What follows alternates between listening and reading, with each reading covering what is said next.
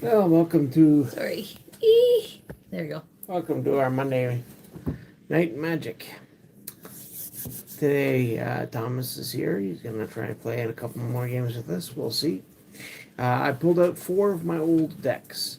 These are decks that I built over a decade ago. Most of them have a theme, either around a creature type or a mechanic from a set, and they're all from sets that came out a little over a decade ago. They're decks that I may update one day.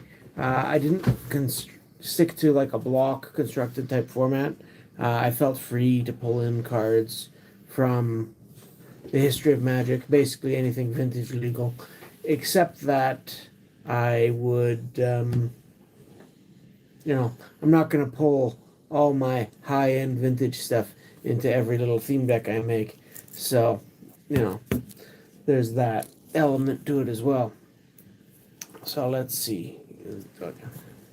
I forget which order these sets all came out in. But here I've got an Illusions deck based around M20. After they went through, 4th edition, 5th edition, 6th edition, 7th edition, 8th edition, 9th edition, 10th edition. Then they swapped over to doing M10, M11, M12, M13, etc. And eventually they gave up on those as well. But this was a base set, and it was at a time when they were including some brand new cards in the base set, which they didn't Hey, Trainer always Glenn, do. how's it going?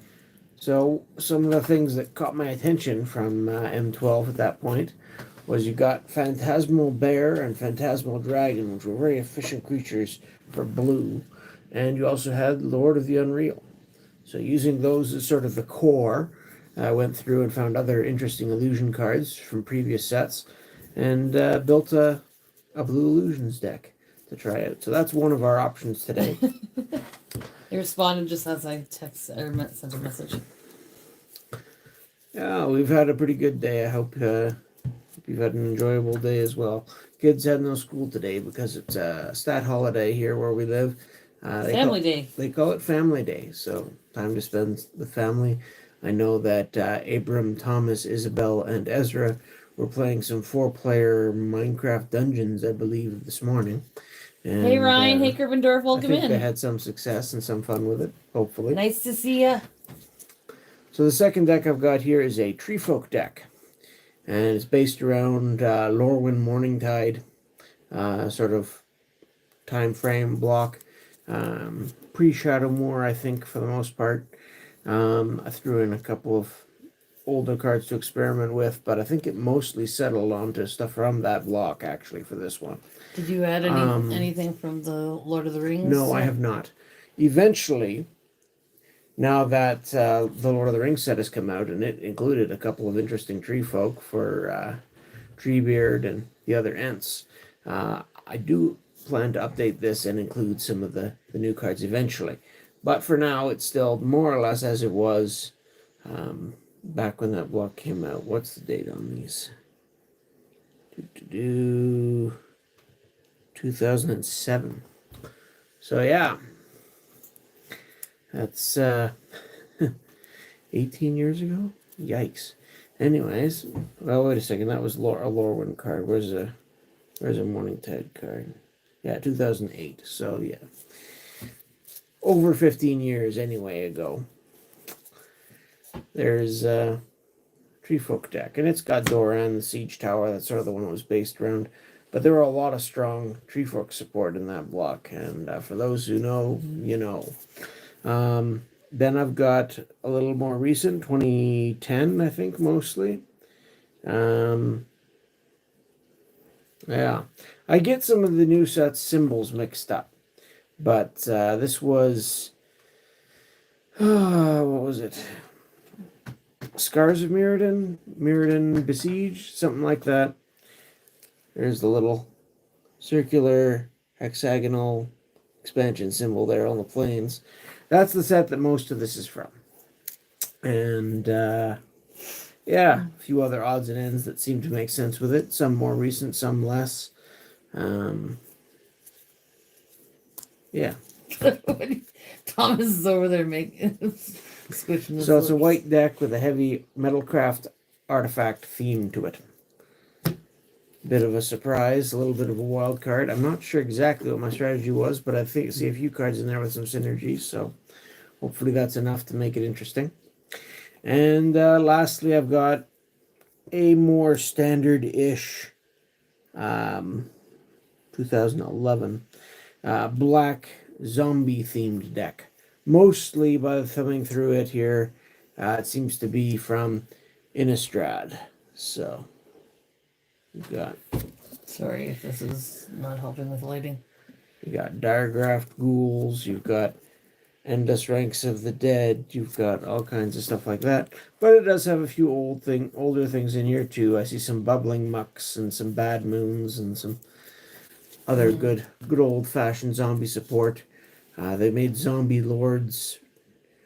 It seemed like every time they made a new set that featured a zombie theme, they came up with a new Zombie Lord. So everything from the old zombie... Well, not everything. I'm sure I missed a few, but there's the old Zombie Master from...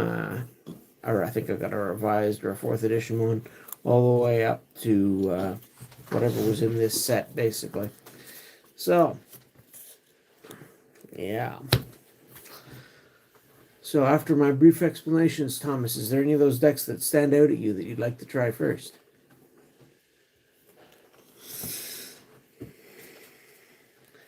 We've got zombies, we've got a white artifact themed deck, we've got treefolk, and we've got illusions.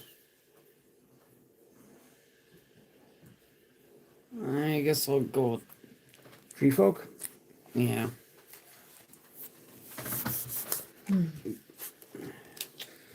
Alright. I'm going to start with the illusions deck. Why don't we get Thomas to come sit on this side so that I can kind of You can give him a hand. give him the little bit of help that I can. I'll grab some dice here. And hi guys! I'm just gonna change this over here so we can see the playing table. Now you just see my not so lovely face.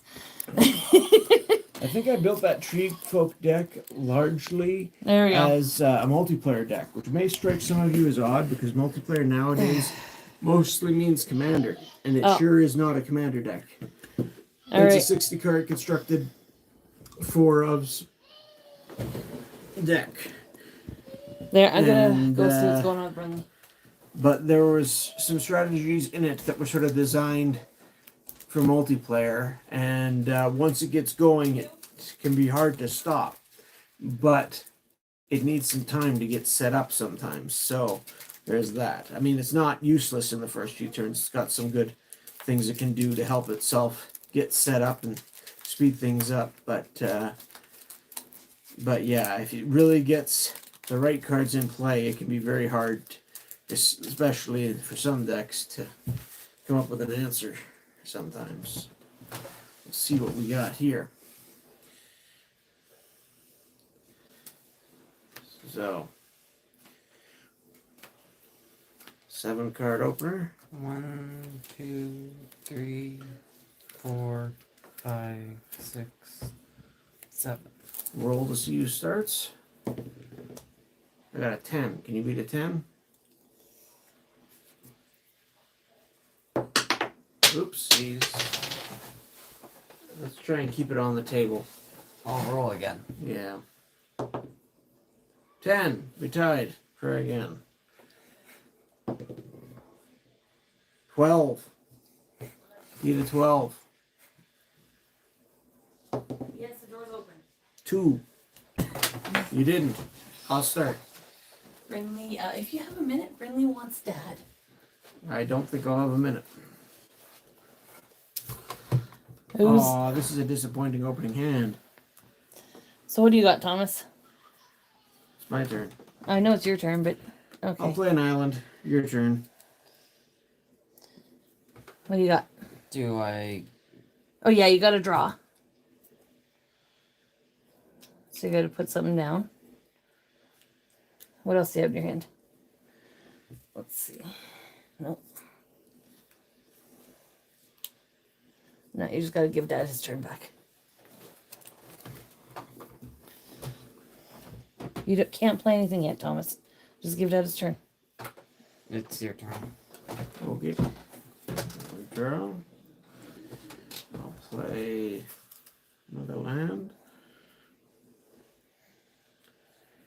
I will play a Krovikan Mist. Your turn. Gotta draw. Okay. Trying to make it a little Krovikan easier to Mist. see. Right now it's a 1/1 flyer, but its power and toughness are equal All right. to the number of illusions in play. So we need to get chat busy. The more illusions I get in play, the bigger this little flyer will get. We need some polls. Let's start with a poll. Do you have any trivia? Fun magic trivia? Oh, I'm sure I know lots, but I haven't put any to mind. Why? Oh wait. I don't know. I'm just trying to do something for chat. Oh, We wait. have- The, That's an enchant creature, so that's something you would put on one of my creatures to Okay, like want hinder it. Come over here and move your cards that you have out there. You so I can't. guess I'll Oh wait, you've got a use creature. it. Well, do you know what it You does? could use it. What does it do? Enchanted creature gets a +0 for treefolk with no abilities. So it just makes it a 0/4 creature. Yeah, it turns my creature into a tree, basically. All right. Just sort of roots it there. Okay. So Thomas apparently wants to do that. I don't know if that's a good idea or not. I wouldn't, but you can. It will make this less of a threat. Make it less of a threat. Yeah. You wouldn't? Why wouldn't you? Because I expect there'll be bigger threats later. That's all. It's up to you, Thomas. I'm not gonna. I'm gonna do it. Okay. All right. So my Krovikan Mist is a 0/4 tree folk with no abilities. How about a would you rather question? Like you can think of two scenarios that are bad and they're tricky in different ways. What would you rather not play against or something like that? This is, again, it's just very theoretical and wide I know. open and way too open to interpretation for anything. I No, actually you think of. pick two things. Like would you rather play against like a chaos orb or something else? Like, two equally but different nasty cards. I just trying to think what would be fun because I know you have some pretty not so fun situations that I don't like playing against. I don't know. Is this your third turn, Thomas? Or second? Would you rather play with dexterity cards or anti cards? Okay. I don't know. I'm pretty sure. I think it's your turn. Okay. Sorry, what were the two questions? Would you rather play with dexterity cards? Dexterity. Like Chaos Orb and Falling Star? Or Okay. Hey, I go found away. this Go. on the web. The two questions. Siri, we're not Check talking it to out. you. Go away, Siri. Okay. I found this on the web. No, We're not go talking away, to you. Siri. Check it out.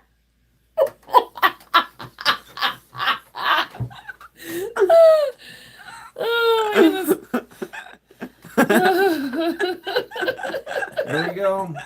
Siri's trying to answer the question. Dexterity or what? Or anti cards. ANTE. ANTE. They're both categories of cards that have been banned even Okay. in vintage games. Like Chaos Orb or what? Falling Star, those are dexterity cards. And anti cards. Like what? Sorry, my brain's not working. Anti cards like Jeweled Bird or Contract from Below. I'll just do the one for that one because I don't. Anyways. So I played a Lord of the Unreal and it's your turn. Why is it? Oh, let's continue. Oh.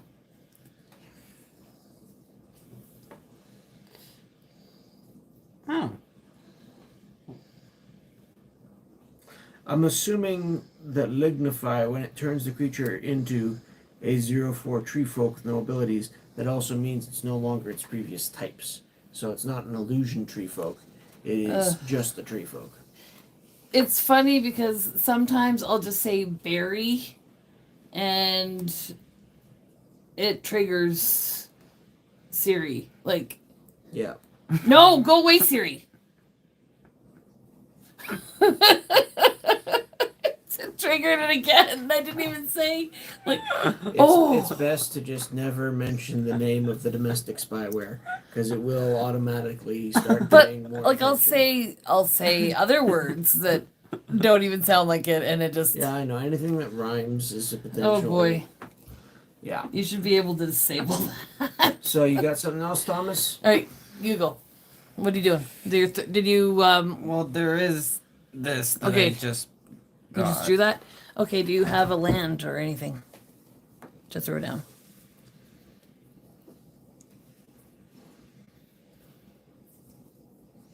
No, okay. Is that the only thing you can play? Yeah. Let me see. In the early game, that deck really wants to play either Bosk Banneret or Treefolk Harbinger. Yep, you can play that. You gotta tap your land though.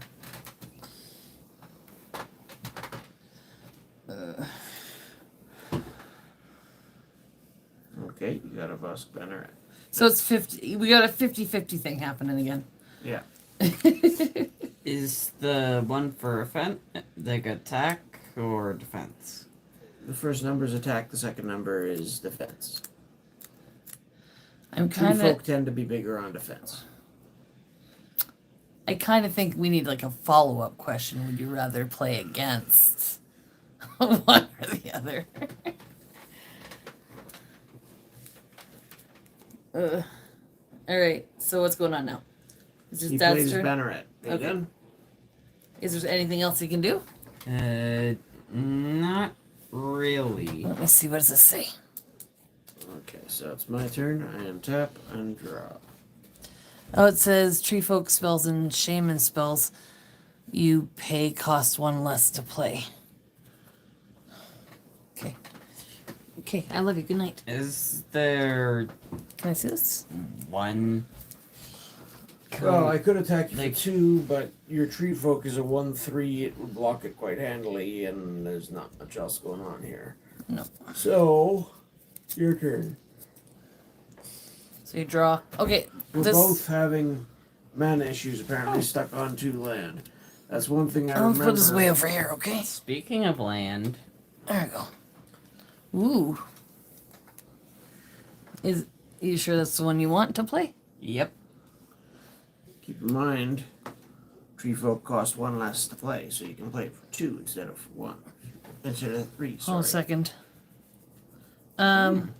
Which means that you could also play like In any case. you could have played one of these. When that thing hits the board, that looks troublesome to me, so I'm going to mana leak it. So counterspell it unless you pay an extra 3 mana, which you don't have. So it means he loses the card. Yes, that means it doesn't resolve, it doesn't come into play, it's just discarded. Sorry.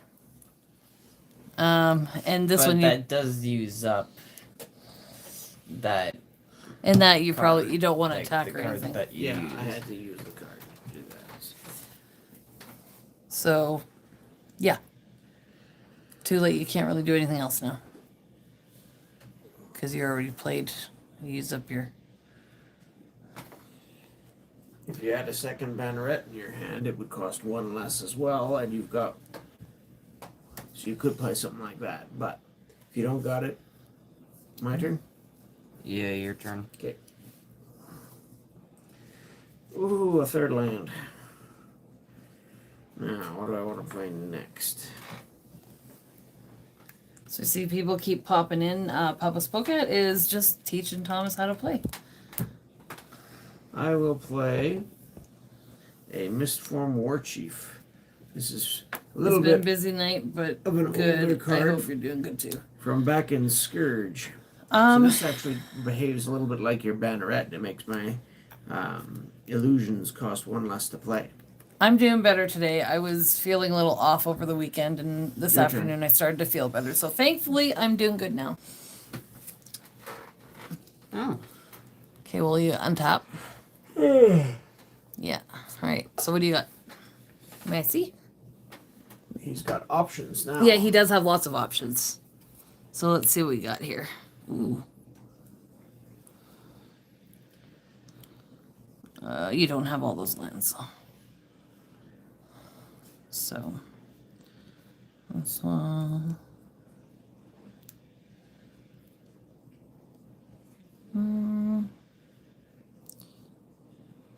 No, you can't do this one yet.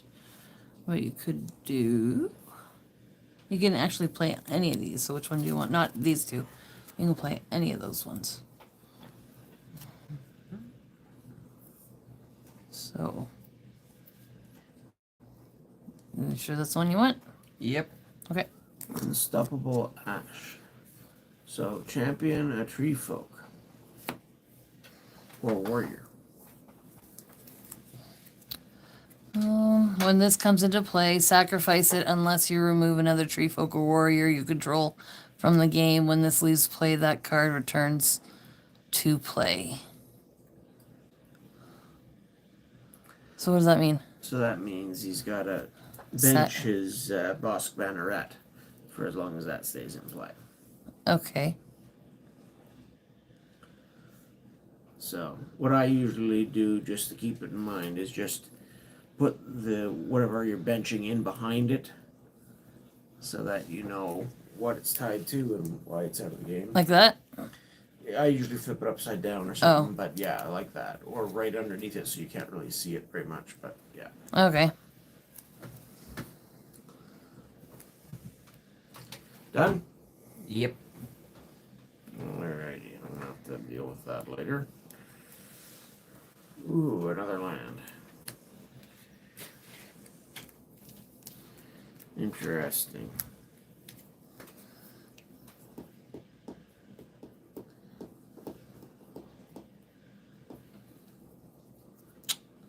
Thomas doesn't read the cards.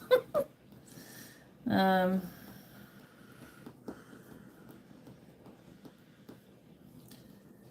yeah. You gotta read the cards, Thomas. Because some of these, I don't know. That one's fine. It's just. I'm going to actually go off script a little here and control the bar. German control magic. Okay.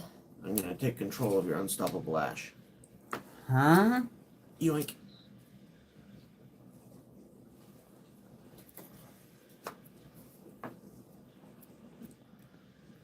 Your dad is mean. And now you don't have any blockers, so I will attack you with the Lord of the Unreal and the War Chief for 3. All right. Don't relax. Relax.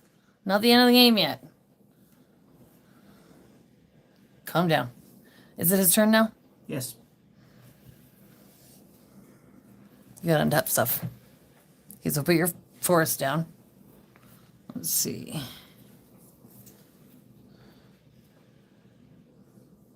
Well, that one's a decent one. Control magic is a strong card. There are a couple of cards in that deck that can get rid of it, and then you get your creature back.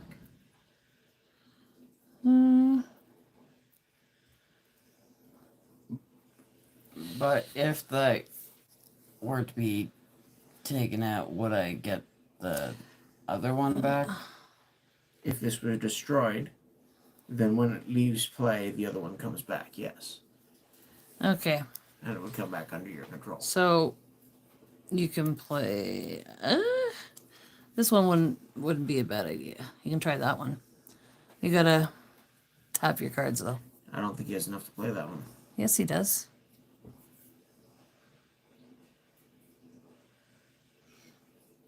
Oh, because you took the card away that gives him. No, because he sacrificed the card that that does that. Oh, you're right. So he doesn't have the less anymore. Right. You're right. Okay. So you can only play this one then. I think. No, wait, hold on. You can play this one.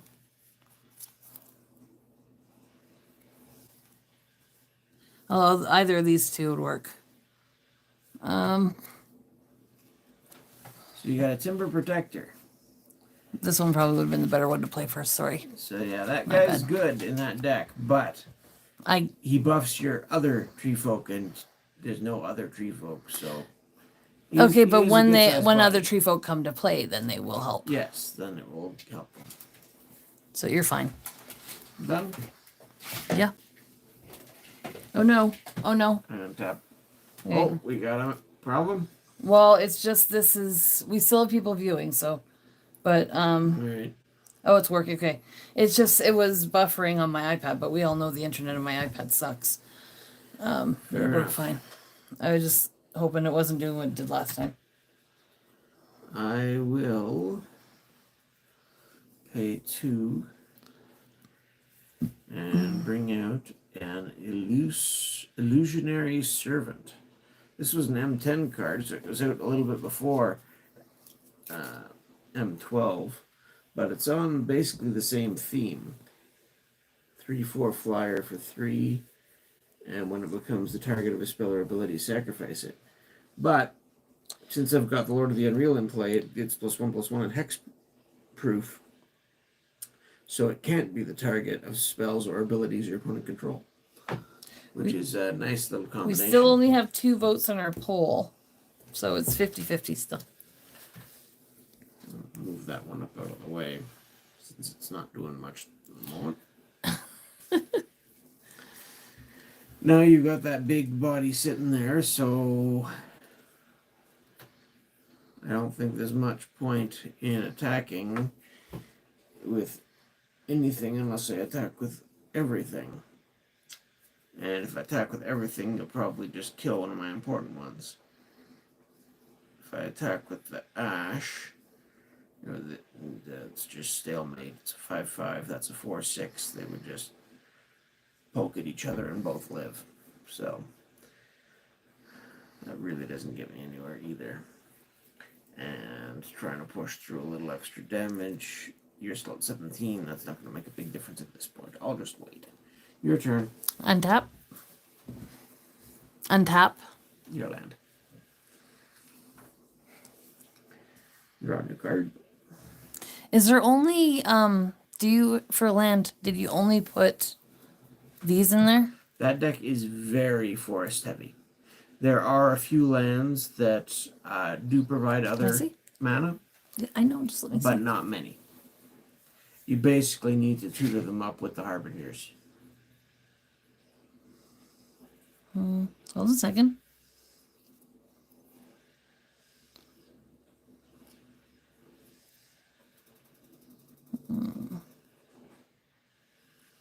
So you still only have all right, so you probably play that one. You got to tap your land. That's the one that the deck's designed to run around as its primary engine. With the leaf covered elder. Yeah. Okay, and at the beginning of your upkeep, you may look at the top card of your library.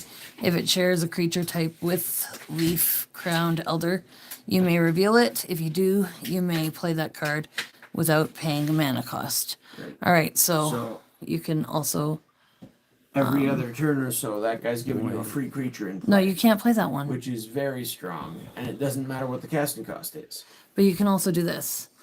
You can play this one. So, like, would it be like the mana type? Dad doesn't know what this card is. Just tap a land, and you can't play this yet.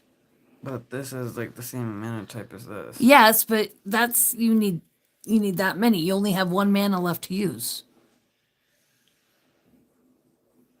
This you need a total of 6. This one you just need 1, and you have 1 left. So why don't you play this one? But Yes, I know. Don't worry about that. That starts with this is at the start of your turn during your upkeep. Yeah. And this one, Which you're gonna have to think about now if you're playing this guy. exactly. So when this one comes into play, you can search your library for a treefolk or forest card, reveal it, then shuffle your library and put that card on top of it.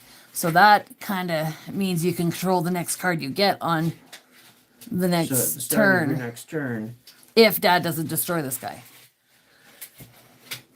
or if I don't find a way to change the top of your deck. Yeah. But assuming things stay normal, then when this triggers at the start of your next turn, whatever you put on top of there, he's going to see. And if it's a tree folk, you can just play it for free. Yeah. Stop, Thomas, stop. Stop. And also that's is that his, does that count as his draw or is that an extra card? That's an extra card. Exactly, that's what I was thinking. So what card would you look for? So your upkeep is before your draw step. So if you were going to draw it before that trigger, then I would go for a Murmuring Bosk just to help fix your colors. But Oh, because you can use that as because it's any forest, doesn't have to be a basic forest. so you had to reveal that to Dad then, and that's only But if you're okay, sorry. Or what? but you know this is going to trigger before you get to draw it. Yeah. And if this sees that, that is not a tree folk. Oh, so it doesn't So work. nothing happens. Okay. If you want to get the extra value out of this guy, get a big useful tree folk and slap it out to help you set up. Okay. Now, a neat trick that I find with that deck, while there are other tree folk that are certainly very useful and big size in there, which could help you get rid of some of my creatures, or could help you gain some more life, things like that. Just wait. A second Timber Protector, keep in mind they give their bonuses to other tree folk, but if you got two of them out, they'll give it to each other. So then they'll protect each other as well. So then your whole side's protected. Okay, well, that's what you want to do, Thomas. That's an option. Or if there's something particularly troublesome, and you'd rather have some of the other triggers that will either gain you life or help you thin out my creatures, that's an option too. If that's what you want, you can do that. You show that one to Dad then, if that's what you want. Oops. Okay. So you're going for a second Timber Protector by the look of it? Yep. Okay. So I just No, you put it on the top of your deck. goes on top of your deck. Over here. And then at the start of your next turn during your upkeep, you check the top card with this guy. Alright. So if you wouldn't attack if you're Thomas yet, or would you? If he attacks, that's the only one it can attack with. And I've got the Unstoppable Ash here. So there's no which point. Which would block it. Alright, got it. So then you let your dad have his turn. Alright. I am going to, at the end of your turn, before I draw, Brainstorm. So I draw 3 cards, then take 2 cards from my hand and put them back on top of my library in any order. Interesting.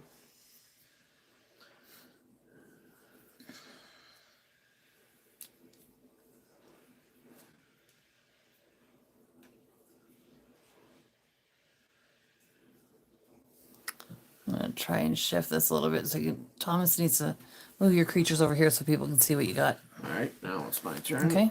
I'll untap, draw a card. Play land number 5.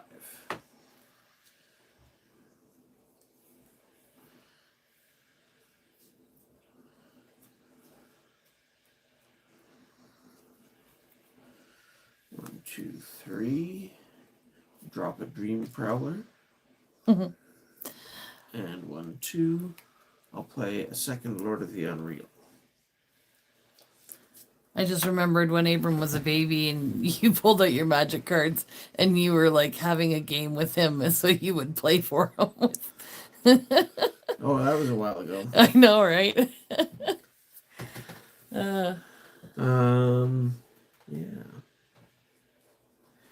So now I've got 2 of these guys in play. All my illusions are getting +2/+2.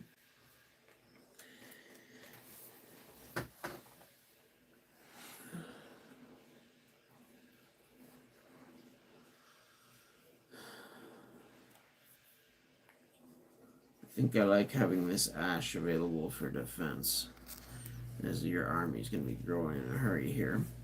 But I will send my flying illusionary servant to attack you for 5.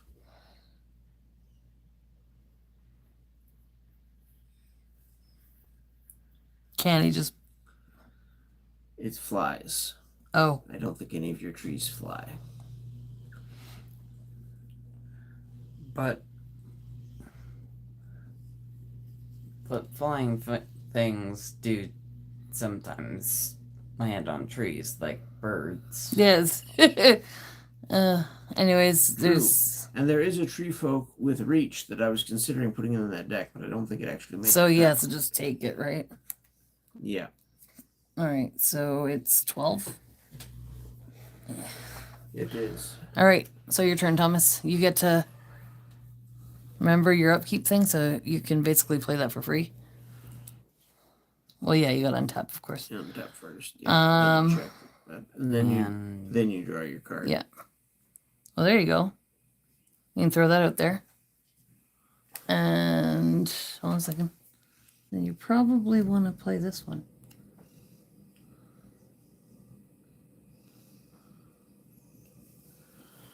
You got to tap everything though.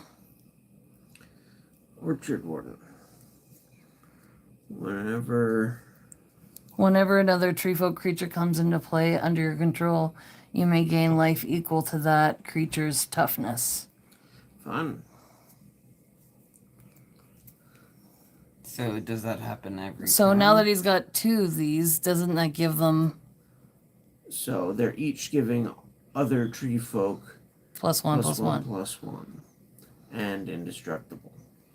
So he can attack you with several, and He doesn't have to worry about them being destroyed in combat ordinarily, no.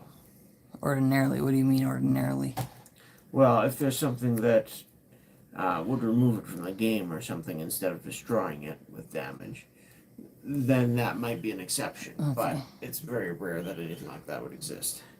And there's nothing on the board that does So if he were to attack you, say with these 2, because this one wouldn't do anything, right? Well, that one is 0/3, but remember it's also getting +1/+1 Yes. and +1/+1, so it's actually a 2/5 right now. Yeah, so it really wouldn't do much.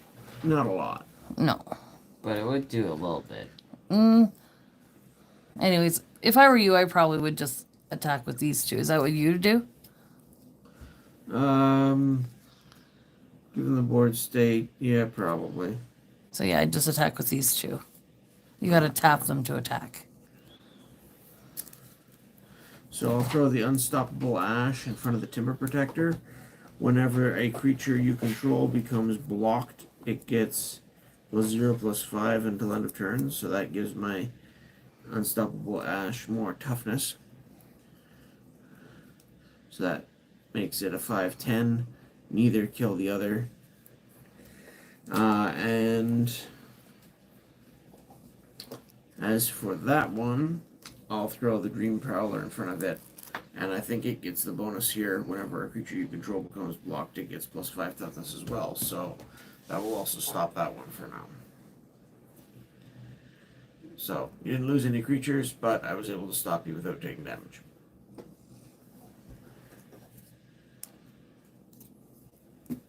Your dad's mean. Sorry, Thomas. I didn't know that part.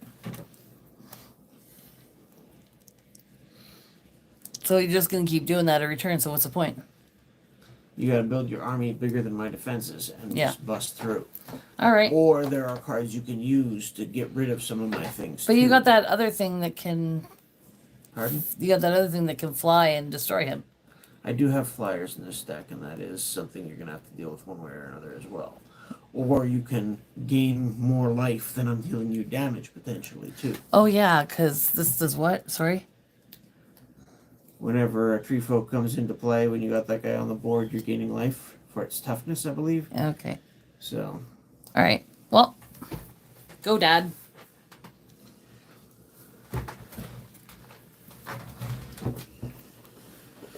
right. Thomas, I wouldn't get too upset. Your dad's good at this game, and he knows these decks, and I'm not an expert. I'm only here to help and guide. I will attack you for 5 again with the flyer. Nothing you can do. You gotta do something. No, hopefully you get a creature next turn, or your dad's gonna be very close to beating you.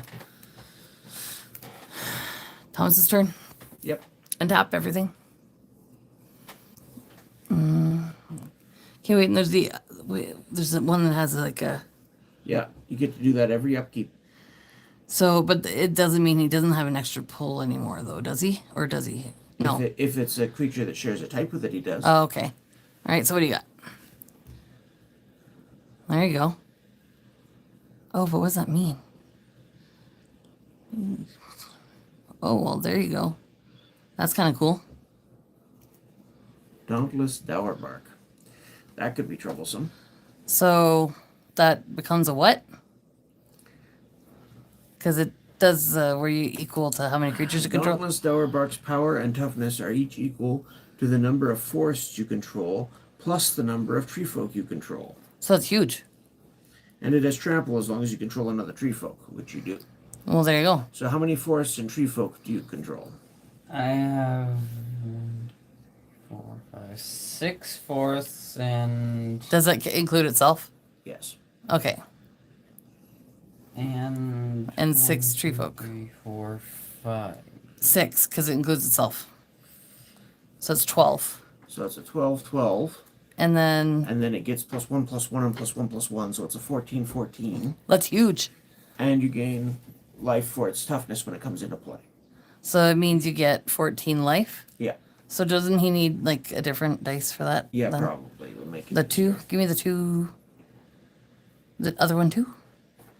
So 14. 14 plus 7 is 21. Thank you. My brain is just there. You go, Thomas. You're almost out, and then you do that.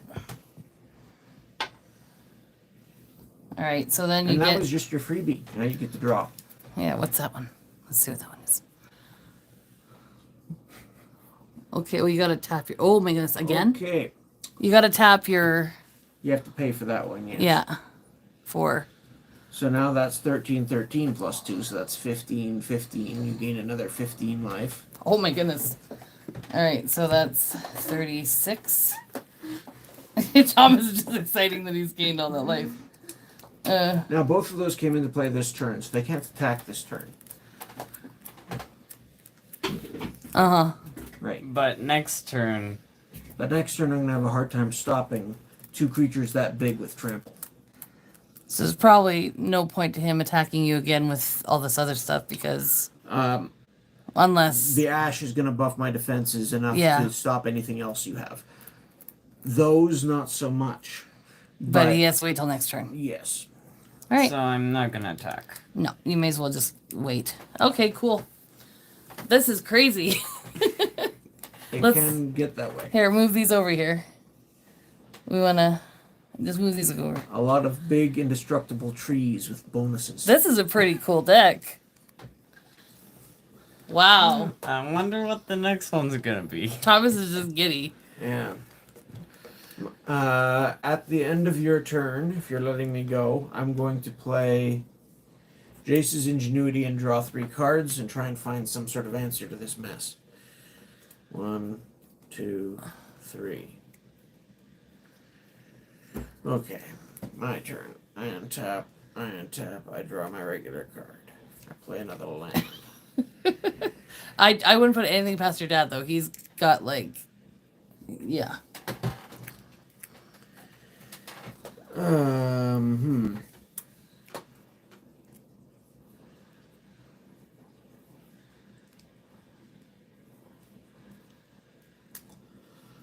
I'll tap 4 and play on a Dark Wind form. It's another flying illusion.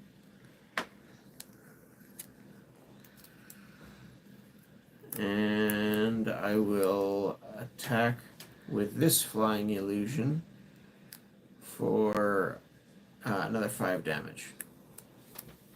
All right. Take that. Take that. Taken. Yeah, Thomas's turn. that would have put you down to 2 last turn. All right, untap Thomas. All right, and you got your upkeep thing, so what's there? There we go. Does it share a creature type with? It's It's an enchantment, though. Is it just if it's a creature? At the beginning of your upkeep, you may look at the top card of your library. If it shares a creature type with Leaf Ground Elder, you may reveal it. So, is it a treefolk? It's treefolk aura. I think that counts. Okay, so enchanted creature. If you do, you may play that card without paying its mana cost. What happened to the enchanted creature that he put on you earlier? It's still here. Oh, okay. So couldn't he just enchant his own? He could turn this into a. Or is there? zero Oh wait, form maybe the flyer. abilities. Enchant the flyer. You got a difficulty though, Why? because illusions, as long as I've got these guys around, they not only get +1/+1, but they also have hexproof, which means they can't be the target of spells or abilities. Okay, so what can he? So anything that's an illusion, you cannot target. This is not an illusion. You could get, So he can only do Trinket that to down. himself. or you could get rid of one of these guys, but I still have the other one. Yeah, maybe do that. I don't know. I'm gonna put on this. Put it on the other ash, or the, yeah. Okay, well there you go. So this loses its abilities. It becomes 0. All right, so you can draw another card.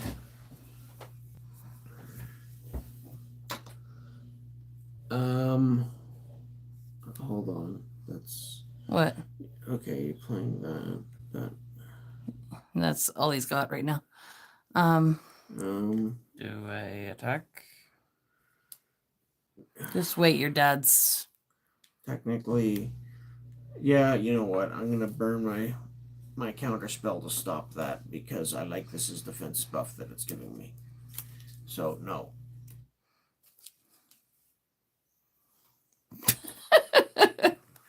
All right. Well, I guess you may as well.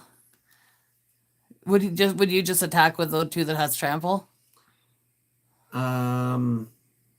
Anything else, as long as I've got this buff, I can handle no problem. So just attack.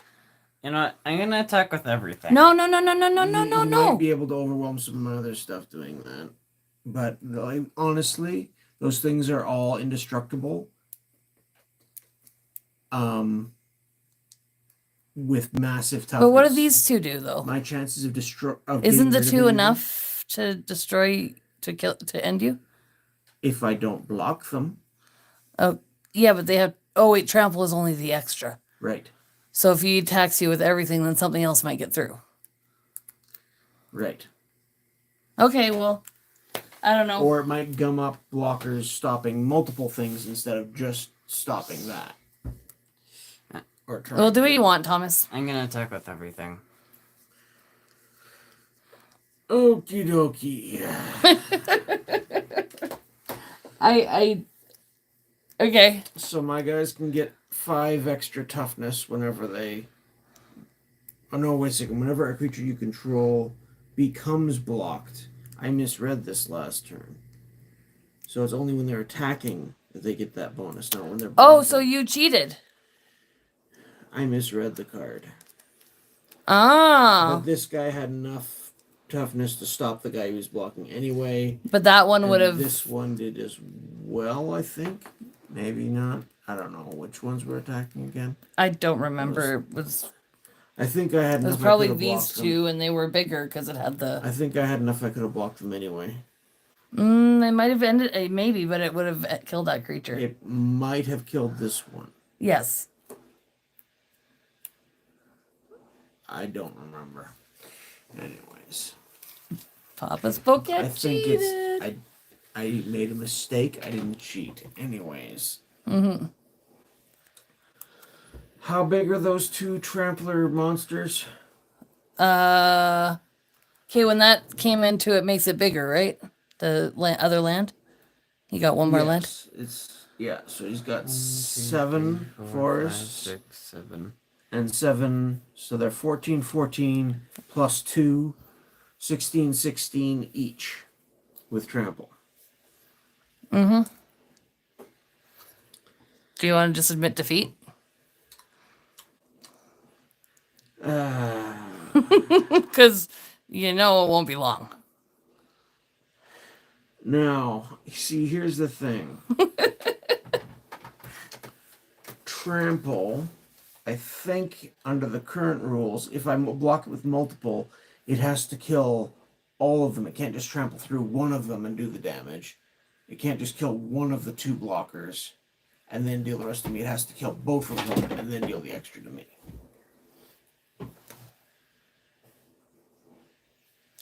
Okay, but you're playing with cards that are currently banned as well, right?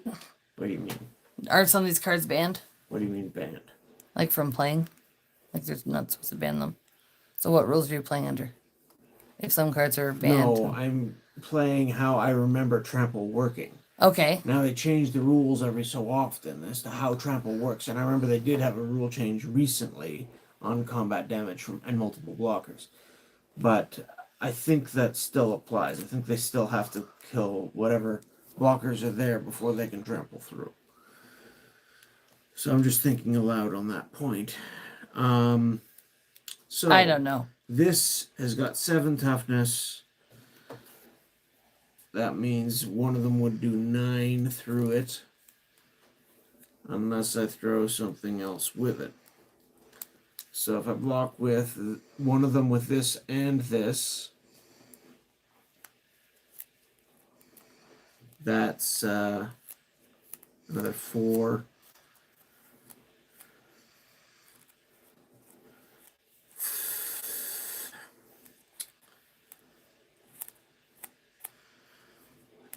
This has 5 toughness. This has, yeah. So I'll block the other.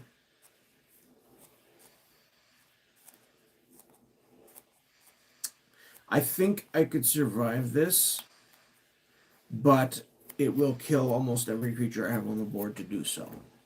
And then he would just beat you the next next round. Yes, So you may as well just admit defeat. I think so.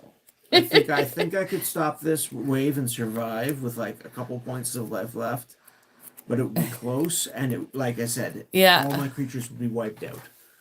I like this treefolk deck. So, yeah, good game. Because I couldn't recover in another turn. No, that won't do it. Not on its own. You would just crush me the following turn anyway. So, here's your card back. Here's your card back. Here's your card back. Good job, buddy. That's a game. Thomas is very, very excited that he beat you. So I guess it was a good idea for me to pick this deck. It can be, but like I said, that deck's a little slower to get going sometimes, right? It This- depends this- which ones you get.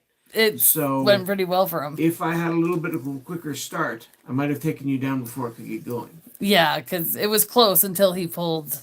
And that's why that deck is so deadly in multiplayer. Because in multiplayer, you got multiple opponents to worry about. Usually people play a little more defensively. Yeah, And so that deck has more time to set up. yeah, And once it's set up, that's tough. yeah, Because not only were there a lot of huge creatures, more coming out for free, they were also all indestructible. yeah. So even if you played a board wipe effect, oh, guess what? Mine don't go away. Like, Yeah. yeah. You want to try another game? Or you had It's enough? 9:30 almost for him, so I don't know if he wants to stay up any later. I mean, I can play one round, which I'll probably lose because I almost always do. Good job, Thomas. Go let Abram know it's time to get ready for bed. Oof. Alrighty. That,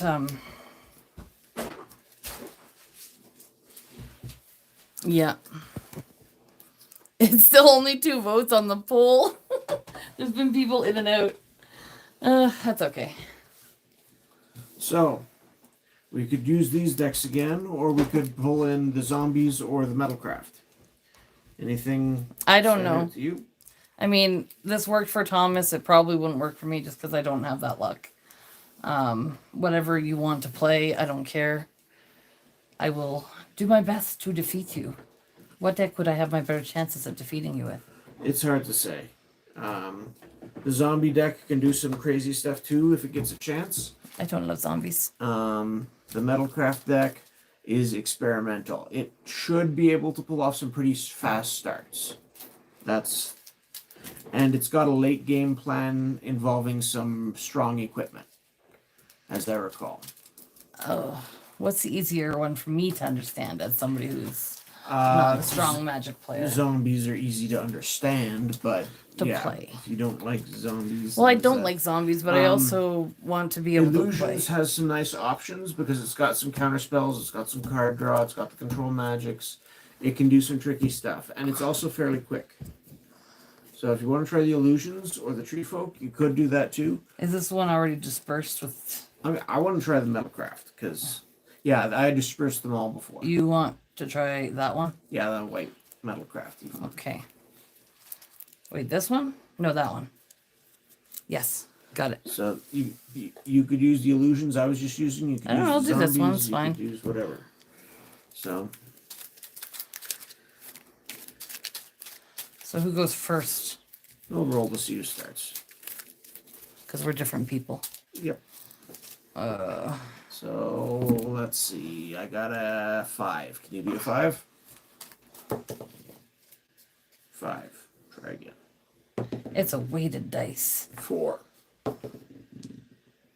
5. It's a weighted dice. You win. You get to start.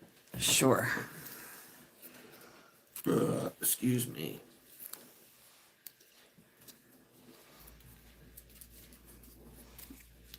So when you start, you don't draw your one card for the start of the turn. Yes, I got that.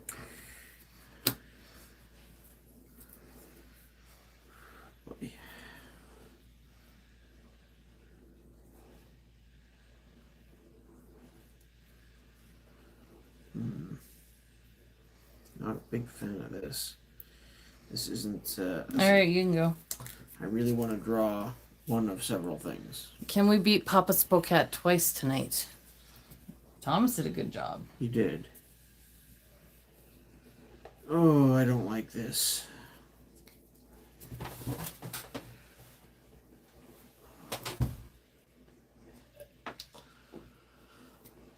Play an Ancient Den. Tap it for a white. Play a Glint Hawk. When Glint Hawk enters the battlefield, sacrifice it unless you return an artifact you control to its owner's hand. This is an artifact land. I'll return it to my hand. Okay. My turn. Your turn. I'm sort of crippling my own mana development doing that play, which is why I was hoping to draw some other 0-cost artifact, but I did not. Anyways. I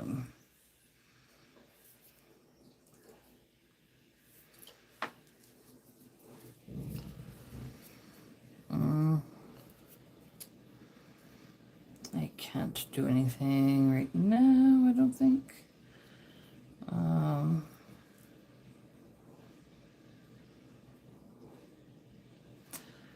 Alright, you can go. You've got a slower than average start with that deck if there's nothing you can play with 2 lands. That's Well, it's something I could play, but it really doesn't do me anything good right now. well, fair enough. I'll bring back out my Ancient Den. And I will attack you for 2 with the Glint Hawk.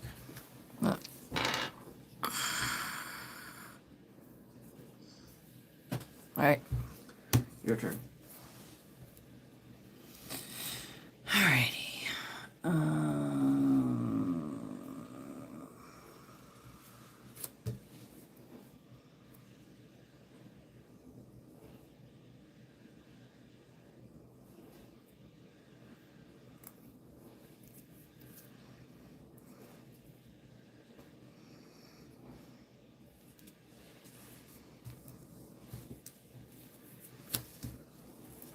Zombie Master, the classic. Yep. Done? Yep. Bring out planes. I'll attack you for 2 with the Glint Hawk. I can't stop you.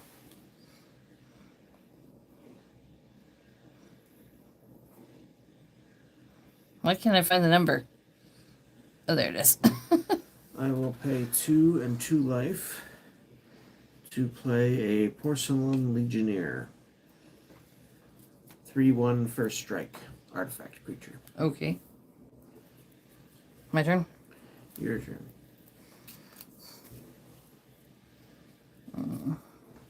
Oh, I forgot to end. All right. Pink.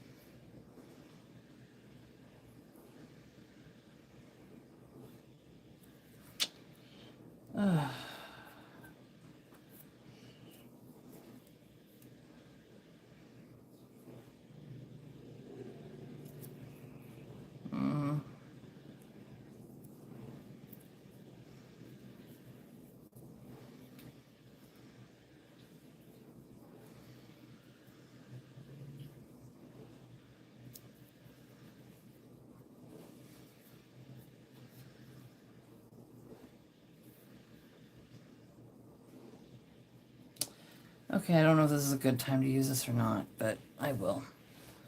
I'll play that. Bubbling Muck. Yep. So each swamp can give you double mana now until end of turn. Yep. Does that count this one or is that no? Okay. Well. Alright, so oh, I should have waited because that screwed up what I was gonna do.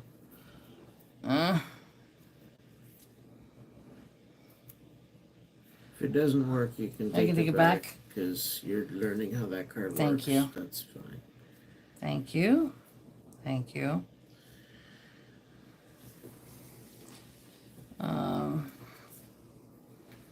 Then I'll just play this one then. This is put two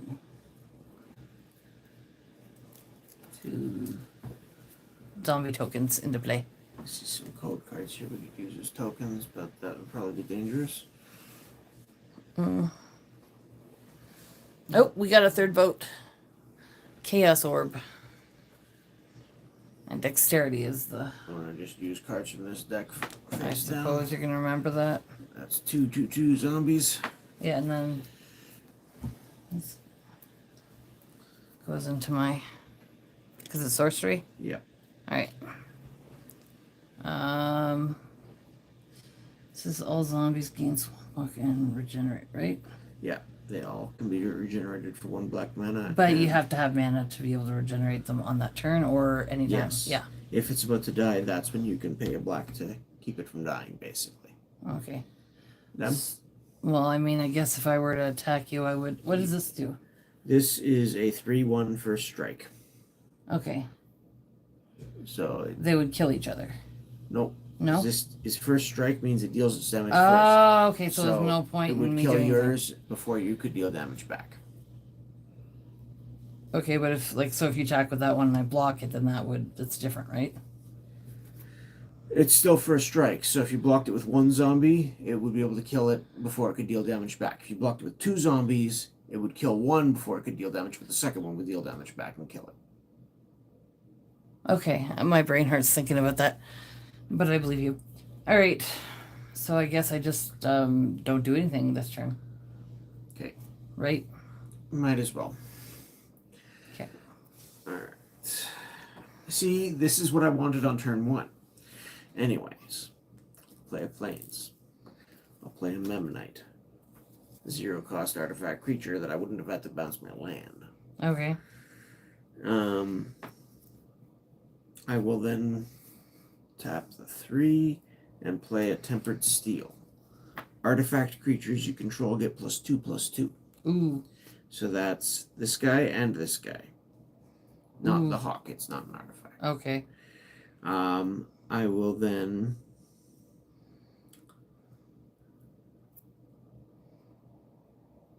yeah, why not? I will then attack with both of these. This for 2 flying, you can't block it.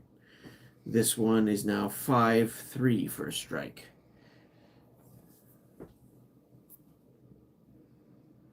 You could throw a zombie in front of it to stop it from dealing damage, but even if you blocked with everything, it's now a 5 damage for a strike.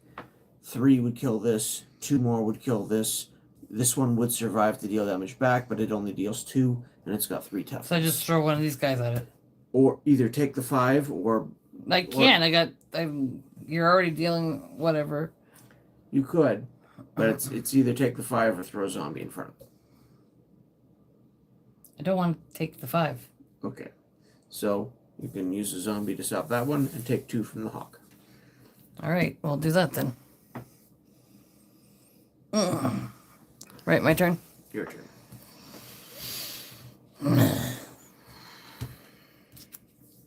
All right.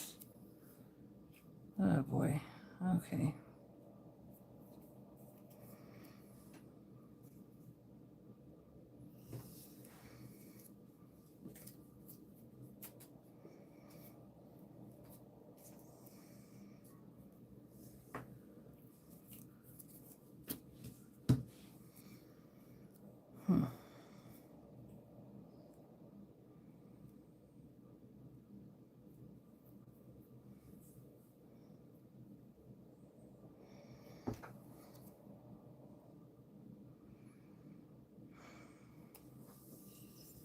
Play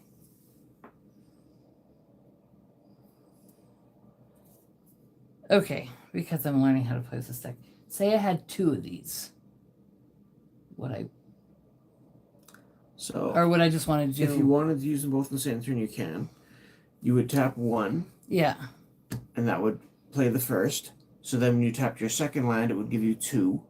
You Yeah. could then use one of those 2 to play the second one, Yeah. and then everyone would give you 3 after that. Okay.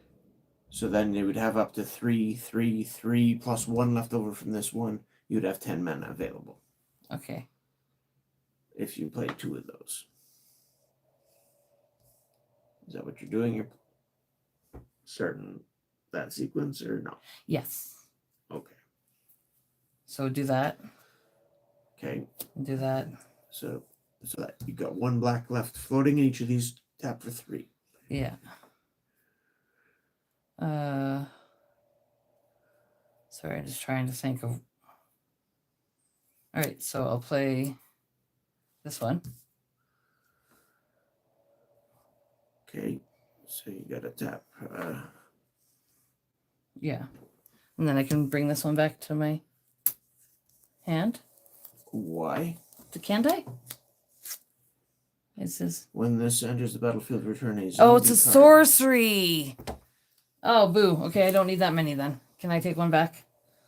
Because that doesn't work. I can take one back, right? I suppose. All right. Well, anyways, I'll play that one too. I don't know why I'm doing that because I don't have a. Okay, wait a second. You took 1 back. Yes. So you're still playing the 1. So this Yeah. tap for 2, this tap for 2. So I don't. Can I not play both? You would tap 2 Yeah. to play this. You have 1 mana left open. You can play that again. You still have 1 mana left. Okay. All right. Okay. What was this? Exile target card from graveyard. Once it is consecrated now, it desecrates it. What does that mean? The italics is flavor text. Okay. The effect is you can pay 1 to exile a card from a graveyard. So if But- I had cards in my graveyard Okay. that you were worried about me using again, you could use that to get rid of them. All right. So, okay. So, all right. Fine. Sorry. I misunderstood.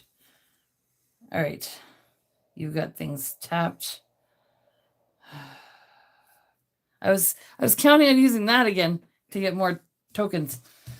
You could have, I could have, but how? Because I couldn't. because it's got flashback. So when it's in your graveyard, you Oh. can just pay this cost. I didn't realize that. I got confused with. Darn it. All right, whatever. Too late. You've got zombies. You've got mana left up to regenerate one of them at least. So I could attack you because you only have one blocker. You could. My blocker would kill anything it fights that you've got on the board right now. Because it's a 3/3. Okay. But I would be able to do some damage. You would be able to hit me with the other creature. So I just attack you with these 3. That one just you played. So you Oh, would have I to get attack these with those two. And if you're attacking with those two, I will block the zombie master since it can't regenerate. It can't regenerate? No, it gives your zombies that ability. And it's Summon Lord, so it's not a zombie. Oh! But does it kill that? No, that deals 2 damage. This takes 3 to kill. Well, then why am I attacking? I thought that I could regenerate this one. See, if you can't, you see, that's the problem. So you might as well just Take back my attack. Not attack. That's what I was trying to... Oh my god. Okay. Okay. I take back my attack. Thank you for letting me take back my attack, because I suck. You're just going to destroy me. You may go. The game is all about each player trying to destroy the other and who's going to do it first. So I'm just trying to learn how to play this deck. Yeah, well, that's So something to that, of course. I'm just glad Thomas defeated you. So there's that. I'll play a second Tempered Steel. Make my artifact creatures bigger. You suck. And I will attack you for...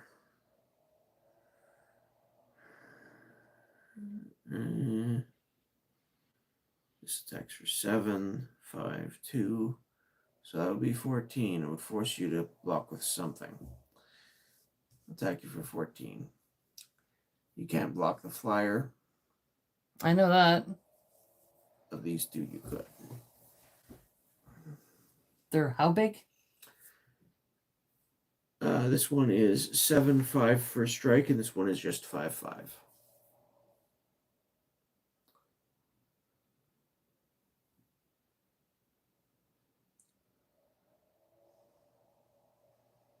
Couldn't I block it with like these 3 and destroy it?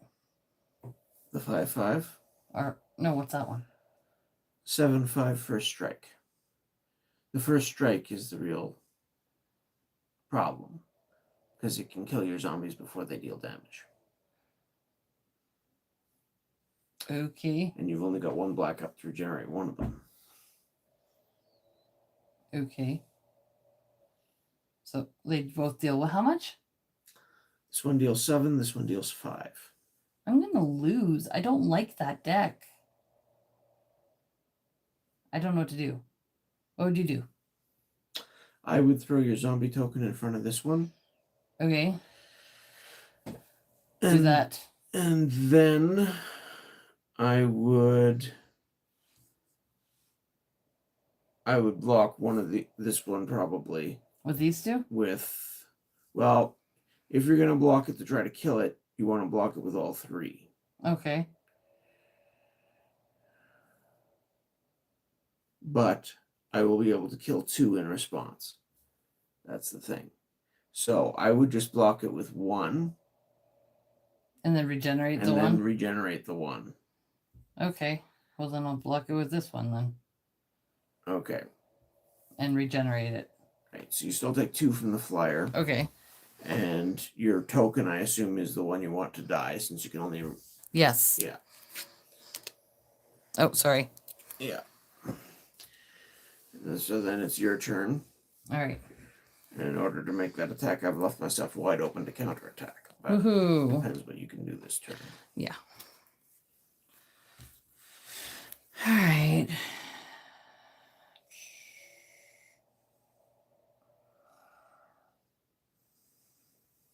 Okay, I think. Can I? Okay. If I have something that costs 4, but I play this bubbling monk first, will I be able to play that other thing to give me 2 more tokens? In order to flash this back, you have to pay 7. Okay, but if I play this, If you play the bubbling muck, and then you could get 8 mana. And Okay. You'd have 1 left over. okay, so if this one costs 4, You couldn't play both in the same turn. I can't. Well, except I think I could if it gives me. It says spells cost 1 less to cast. Would I be able to use that to play it once this one's in play? Zombie spells? Or what? Yeah, zombie spells cost 1 less to cast. So This is not a zombie. it's not? No, it's a sorcery that makes zombies, but Okay. itself is not a zombie. So zombie creatures you control get 2+2+1. So would you still play this one then? Probably. Yeah, that's probably your best play. And then next turn maybe do that. Yeah, maybe. Unless you get a better option. Okay. All right, well then we'll do that. But then I only have to play. Okay. I mean, I could attack you, but then I don't have much left to. You could attack, but you're going to want to leave at least something up to block and regenerate with. Right? Yeah. Now, they may have reworded this particular zombie master so that it is a zombie. It just doesn't benefit from its own effects. Okay. If that's the case, then it would get this bonus for +2/+1. Okay. So you could attack me with it since you're not going to use it to regenerate to block anyway. Right? Yeah. And it would attack me for 4. I've got no blockers. Okay. You could even attack with one of the others, and that would leave you 2 up to block with if you want. But you've only got 1 to regenerate one of them. Yeah. But that's unless I option played for that, you. but I didn't. I would just need to check whether that's the case or not, whether this actually counts as a zombie now. It counts as a zombie. Let's just say it does, because I need every help that I can get. All right. We'll just count it as a zombie for this purpose. Just let me count it. So you're attacking me with 2 for 4 each? Is that what you said I should do? That's probably what I would do in this scenario. That leaves you 2 blockers for my 2 non-flyers. So with these 2? Sure. All right. So that's 8 damage to me. I'm down to 10. Okay. Thank you. My turn? Yep.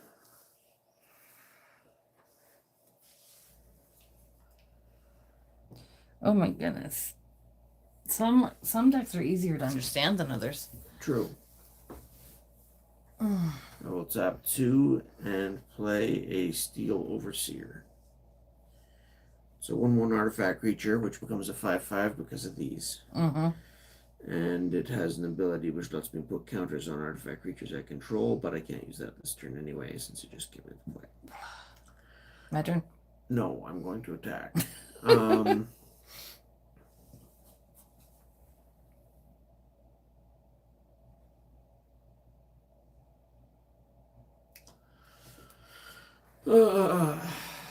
With what is the question? With the hawk for sure, since you don't have a flyer. Okay. Can I afford to attack with much else? I don't know, can you? See, if you come back at me with all of those, I need at least 2 blockers to survive. And you might have tricks up your sleeve.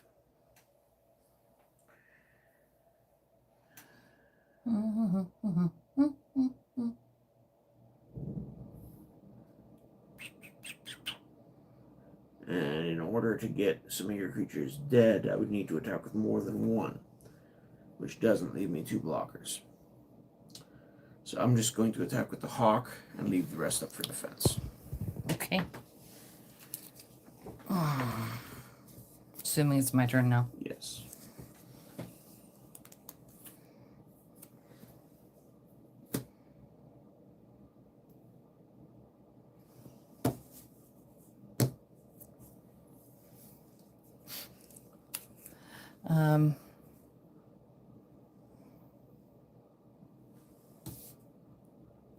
You can't regenerate tokens, can you? If you had enough. Zombies, yeah, zombie tokens can regenerate. Okay. If there's, as long as there's a zombie, they get. Because I have nothing else to play right now, so I figure I may as well play this. You could. And then play this. It might bite you if you get a better option later, but I've got 10 life now, like. Exactly. So we'll play that. And then I'll play this. What does that leave me with? So you have to put 1, and then these are 2, 4, 6, 8 mana. Okay. In order to play that flashback, it gives you 1 spare mana, which gives you 2 zombie tokens again. Yeah. So 2 more zombies. It only leaves me with 1? Pardon? I played this. Right. So you played this, then this adds 2, 4, 6, 8, and you have to pay 7 to Okay. flash this back. So I only have 1 left. So you have this land you haven't used, plus 1 more black floating. Okay. Well, can I just leave this one like this to show that I have 2 so I remember I have 2? No, because you needed the 7th mana. This gives you 2, 4, 6. You need a 7th. This gives you 8. So there's 1 left over from this. Plus this Okay, I land. know that, but for my own, like, to remember that I have 2 available, can I just leave this untapped? Just so I remember I have 2 available. Except you won't at the end of the turn. Anyway, when you flash something back, it's... No, but if I it's attack in the you, because it's until end of turn that I have the mana, right? Yes. And if you or block... well, end of phase, I think, in your mana pool. It doesn't say that. It's until end of turn that you can tap for extra mana.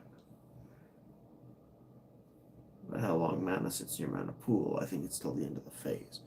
I don't know. Anyway. No idea.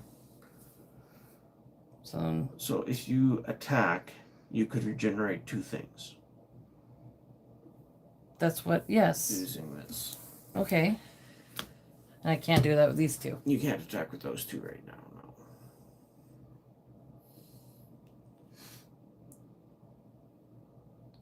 So is there any point to me attacking, though? I would say not at this time, because I could block 3 of your 4. Exactly. And you could only regenerate 1 of them, and you would get through for 3 or 4 damage. Was there any point in me even playing that, then? It gets you 2 more bodies on the board, which, you know, you're getting close to double the number of creatures on the board, so eventually you're going to be able to swarm me, probably. All right. Well, then I guess it's your turn, since... Okay. Oh, goody. Oh, wait, but this one says it costs... No, that didn't matter. That one didn't... Great. I'll play another land. I'll pay the 6. But wait, couldn't that have meant that I could play that for free, then, if this one cost 1 less? Huh? Because this... This is not a zombie. Oh, sorry. I'm confused. I don't like this deck. It confuses me way too much. Okay. Anyway, I'm going to pay 6 and bring out an Argentum armor. Okay. It sits there and looks pretty until I can get it equipped or something, because it takes 6 to play and 6 to equip. So Okay. I have things that can speed that up, but I don't have any of them right now. So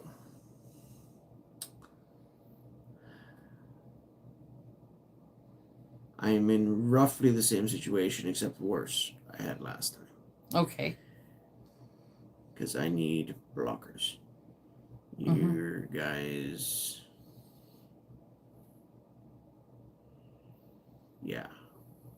I could take hits from 2 and live, which means I need at least 4 blockers, which means I can't even attack with the hawk.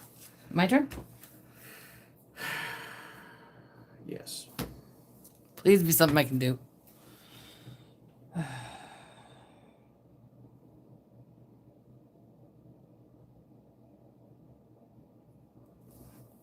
Is there really anything? No, because this doesn't do me good there. That's removed from the game because you flashed it back. Which one? This one? Oh. Yes. Or exiled, or whatever they call it. I have another one. It's just it doesn't do me any good. It's another one of these. It gives me another zombie, but you know what I mean? Oh, I forgot to untap. Whatever. Anyways. Right. So do I save it? Or do I throw it out there? What I would do is, if you're going to attack First? attack first, and then if something dies, you'll have something to bring back with it, right? Okay. And then I could play it after I attack if you did something with it.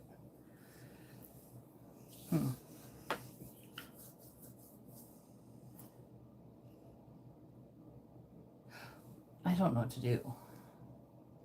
I don't know if there's any point in me attacking right now.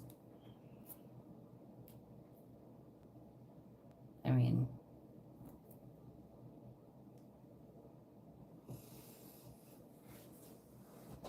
I don't want to attack with everything because that would be bad. Right?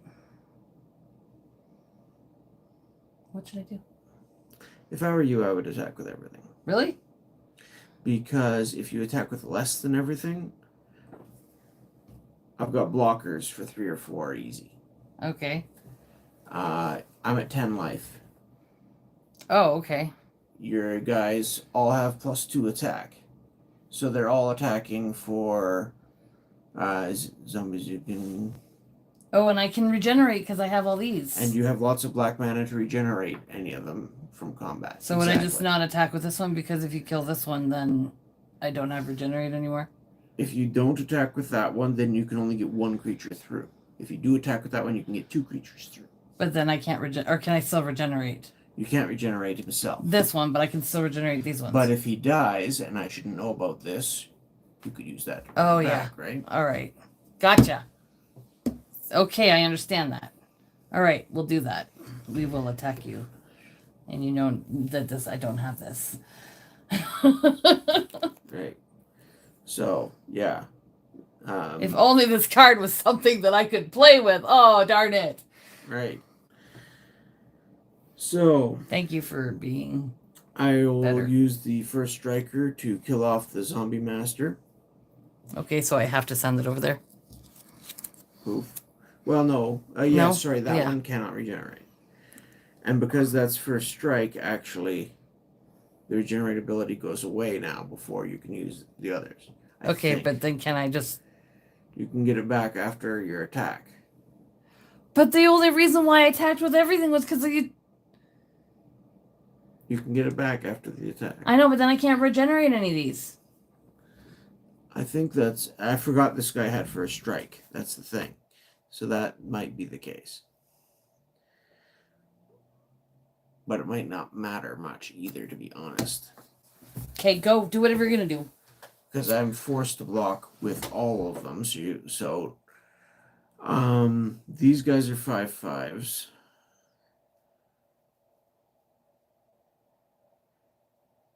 Yeah, I'll block the Undead War Chief with one of those. Because I want to get rid of that one if I can. And I will block the Ghoul Razor with the other one. The Hawk, it doesn't matter. It gets squidded by anything, so I'll block the Withered Wretch. So this dies, and those 3 die, and I take to 8 damage. I'm down to 2 life. Okay. So I survive on 2. I lose a creature. You lose a couple of creatures, but you're going to get them back. I thought you said I can't regenerate them. You can't regenerate them, no, because that one died first before these ones would have the opportunity to regenerate. Okay. So how do I get them back? Using the one in your hand, But I thought I can only get one back. you can. So you play that one, Okay. and then you go and get back whichever other one you want, basically. It says random, though. Oh, it's random. Okay, so you'll have to shuffle up and you get one of those back at random. Turn a zombie at random from the graveyard to your hand. Right, so you pay 3 to cast this, and then you've got 3 to cast, depending which one it is. I'm shuffling? I guess. Do Okay. you pick it or do I? Well, it's random. It doesn't really matter, but... You pick. I don't know. You get back the War Chief, Okay. which costs more than you've got right now. Okay. So you can have it back next turn. But for now, you've got that. Wait, did I attacked with everything? Which means I have no blockers. You have this as a blocker. Okay. And I can't play this. And yeah, this is tricky because I forgot. See, that the first strike really is a game changer, and I forgot that was going to affect the regenerating thing. That's the only reason why I did that. Yeah. Because otherwise you would have both back. So you'd still have 2 blockers to stop me from swinging in and killing you. One blocker can stop one. The other 2 will still be enough to kill you. Exactly. So you created this situation. Indirectly, unintentionally, yes, because I forgot about the first strike.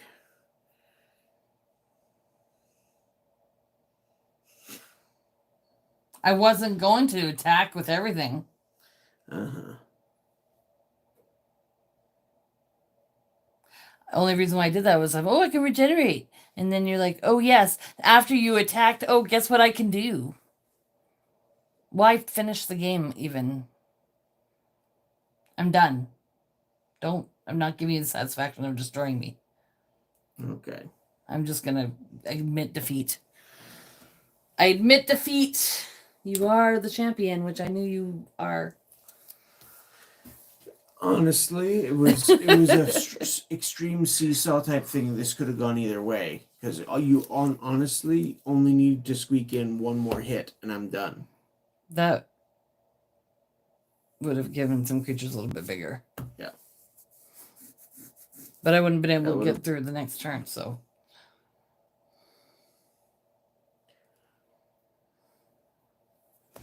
So there you go. It depends because it's literally down to 1 point of damage.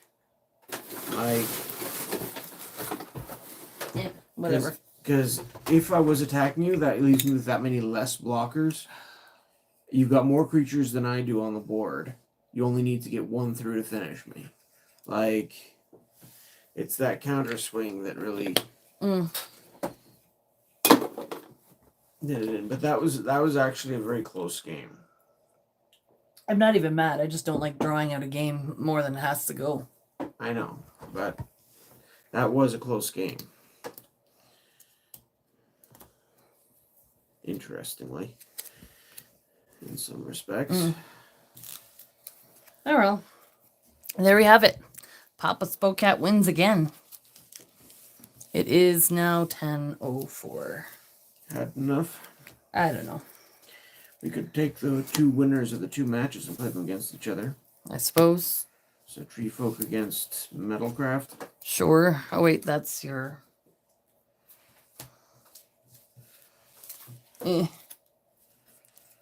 Here, disperse them for me, please. Alrighty, so should we follow up with would you prefer to use the treefolk, or would you prefer to use this metal equipment type deck? Treefolk? Give me the treefolk. You want the treefolk? Okay. That one was pretty easy to follow. This one just Anyways, we should end the pool. Okay. Start a new pool. Would you rather play against? So it's dexterity. Ooh, excuse me. Which was the chaos orb type thing. Right. Holy moly. And the other one was what? Or anti. Anti. Which was the what? Which is the one where you could lose cards to your opponent permanently or win cards from them permanently. Type of card. Just a type of card. Like an example. Contract from Below is probably the most powerful one.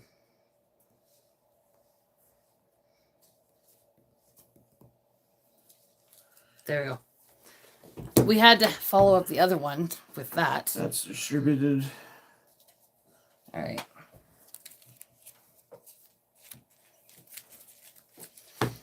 The zombies.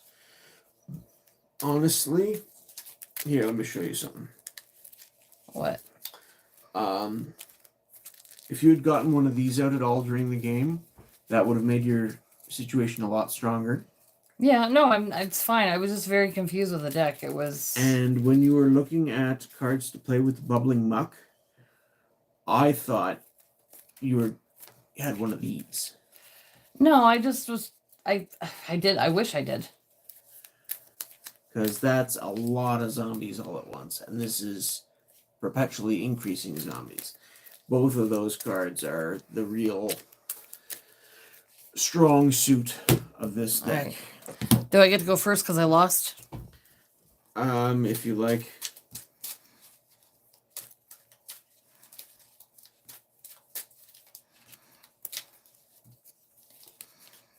Ooh. Oops.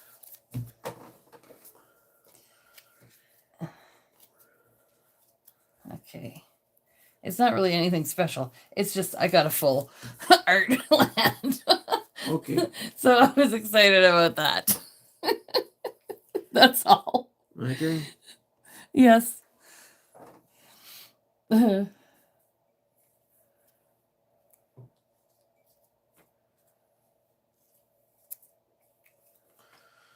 Okay. There you go.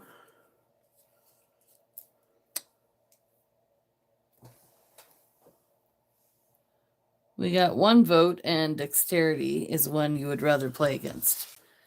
Chaos orb type thing. That doesn't surprise me because nobody these days has much taste for anti-cards. They tend to just raise the stakes in a game in ways that people don't actually like. I will play a Quest for the Holy Relic. Okay. Whenever I cast a creature spell, I put a counter on this, and I can remove 5 counters from it and sacrifice it to go get an equipment card and attach it to one of my creatures. Okay. Can I go? Yep. All right.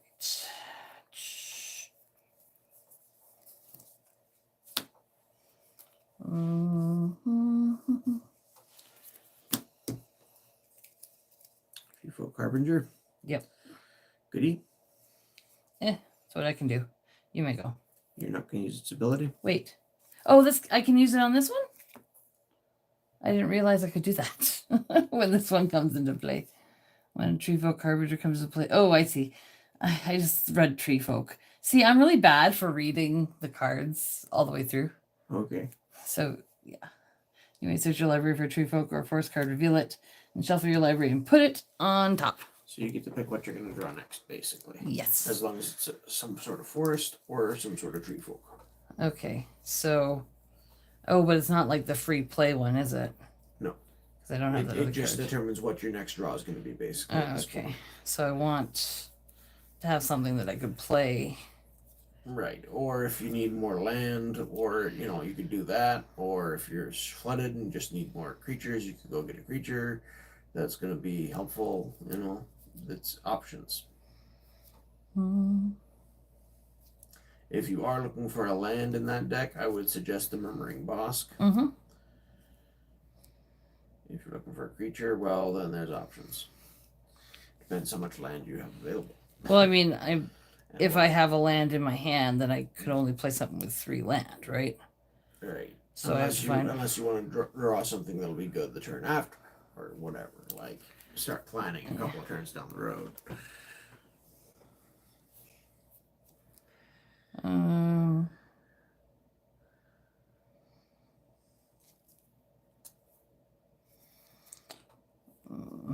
Where's that card that helps me play for free?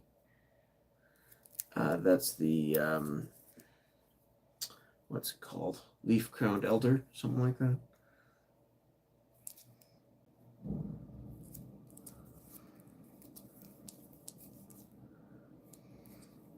Mm.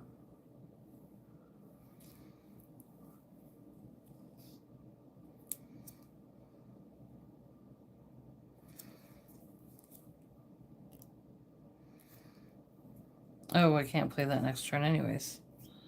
No, that'd be setting yourself up for a couple turns down. Yeah.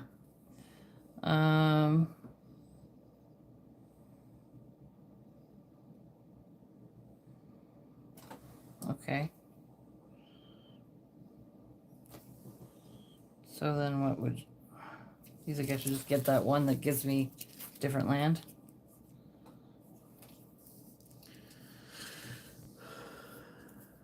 If you're gonna need another land, then getting another land at this point in the game is a decent play. I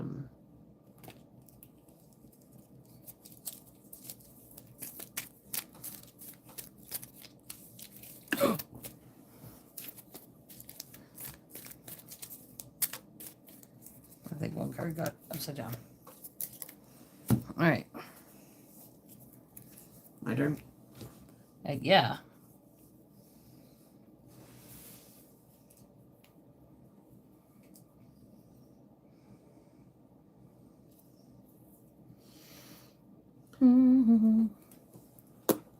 Put out another Ancient Den.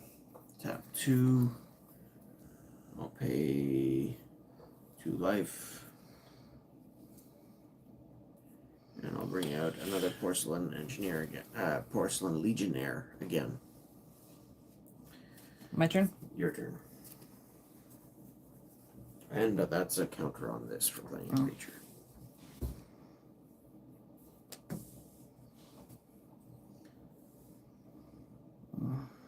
So, when that comes into play, I think you have to show me a treefolk from your hand, or else it comes into play tapped. A treefolk? Yeah. Okay.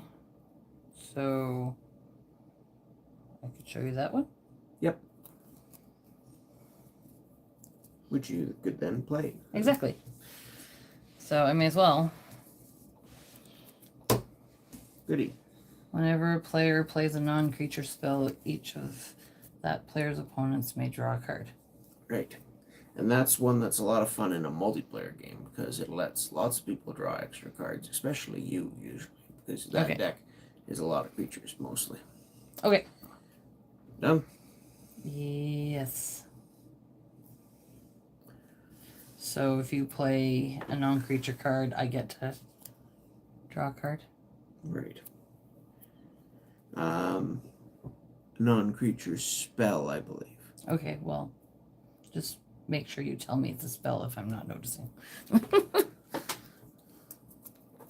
Right. Because lands aren't creatures or spells. Okay, So they don't trigger it. there you This is a creature, so it doesn't trigger it. Memnite. go. Mm-hmm. I will then... So that triggers this, though. I'll then pay 2. Play Core Skyfisher, also a creature. That puts a counter on here. 3. When it enters, return a permanent you control to its owner's hand. Memnite back to my hand. Okay. And I'll play it against its place for free. Which puts another counter on here. as well. That's not a spell. It's a creature spell. So no. So it's No, these are both creatures. okay. My turn. I will attack for 3 with the Legionnaire.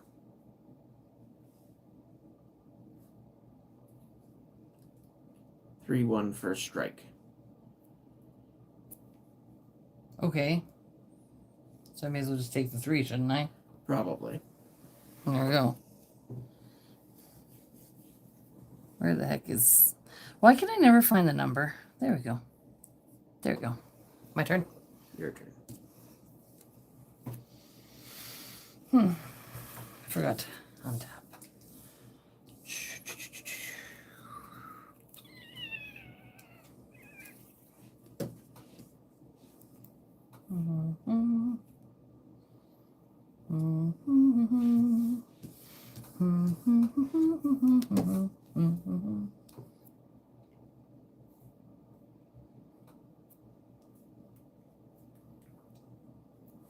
I just played this. Oh, one of those. Yep, one of those. Okay. So that is at present a 7/7. Yep. Lovely. Your turn.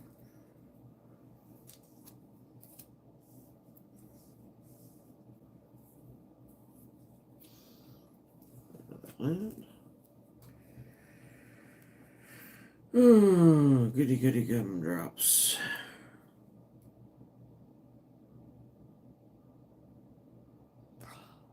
Ooh.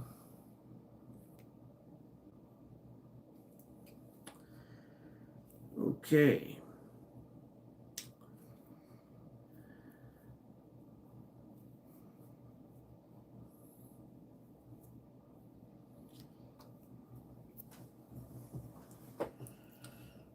I'm going to pay 3 to play another Porcelain Legionnaire.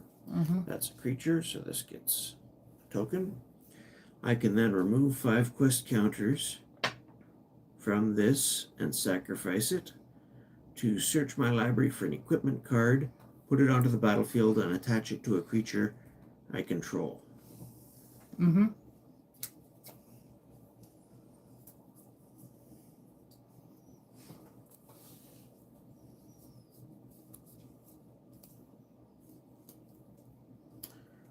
I'm going to go get that Argentum armor that I played last term but never got to use. Okay. So that comes out. And I get to attach it for free to one of my creatures. Now, do I want it on the first striker or the flyer? Probably the flyer.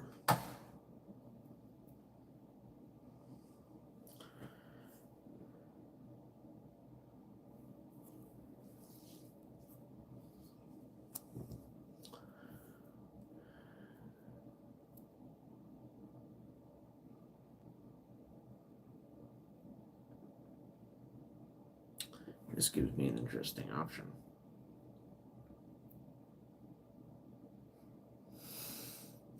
Well, I'm attacking with it. And it's big because of the armor. So that's for 8 damage. But also, whenever equipped creature attacks, destroy target permanent. So I get to pick something to destroy. You don't have your guys that make things indestructible out yet. So, I could either destroy your big troublesome creature, or your creature that draws you more cards. Which one draws me more cards? Oh, This that one, in Okay. theory. Or one of your lands to make it harder Wait, to did get. you play anything that I could...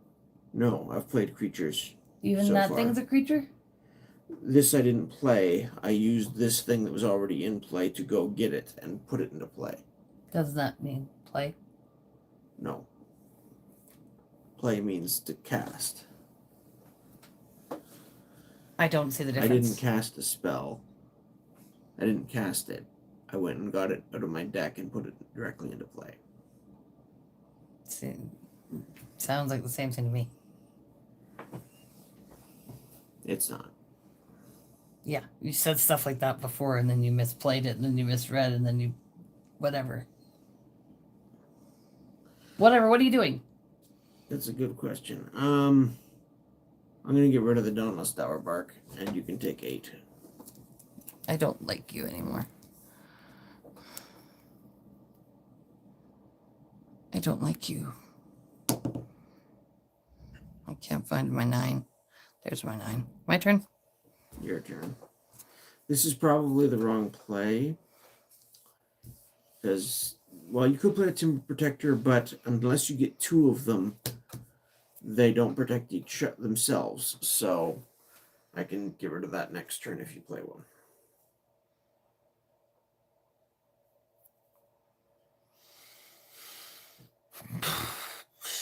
Can I just play that and destroy that thing? Do you just put it on that? Destroy target non-creature permanent. You can destroy the equipment with that, yes. Well, there we go. Let's play that. Because The armor? what else am I going to do? I'm going to die. I can't do anything else. All right. That is a non-creature spell, so I get to draw a card from this guy.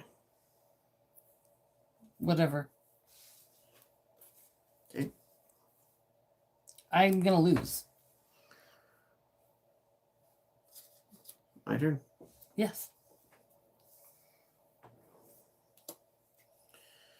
Land of the land. I will play Tempered Steel. Now you get to draw a card from this guy. Ooh. So helpful right now. And that makes these 3 bigger. Of course it does. Am I dead yet? Technically no. I will attack you for 2 as a flyer that you can't block. And then I will also attack with these 3. You have 2 blockers, so you can definitely live this turn. But is there a point? I don't even It know. depends what you have to play next. Well, I won't know till I draw. I guess I'll block. Okay. Whatever you're blocking with is going to die, because all of these deal at least 3 damage. Can I kill anything of yours? They all take at least 3 to kill, so no. So I guess I die. So be it. You could block just 1 and still live, I think. Who cares? Who cares? I'm going to die anyways. My turn? Yep. So you would have taken another 3. Whatever.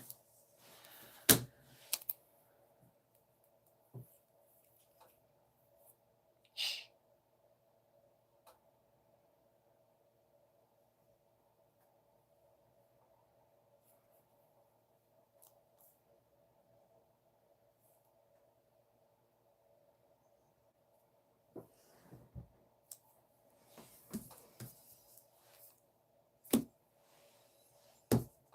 Spinnerant. Timber Protector. Okay. That would have been handy last turn. It would have. Anyways. Sorry, what was my life down to? I'm done now, though, aren't I? You were down to 6. So you can survive another turn with what's on the board.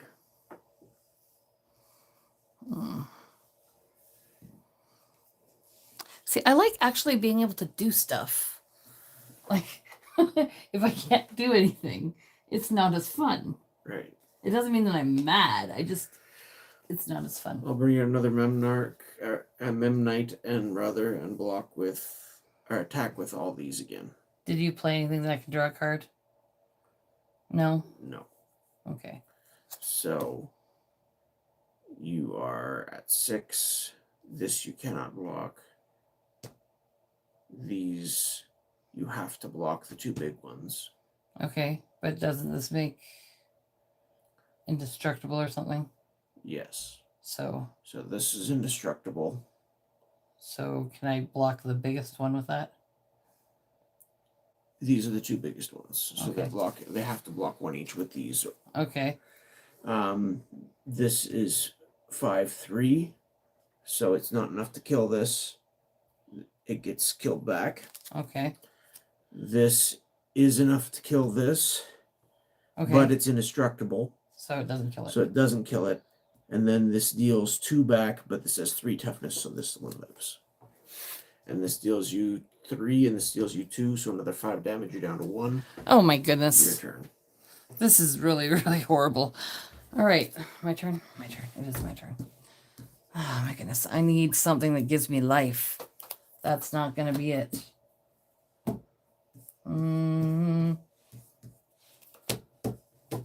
Almost Overbark, which only costs you 3 technically. But I'm done because you have the flyer.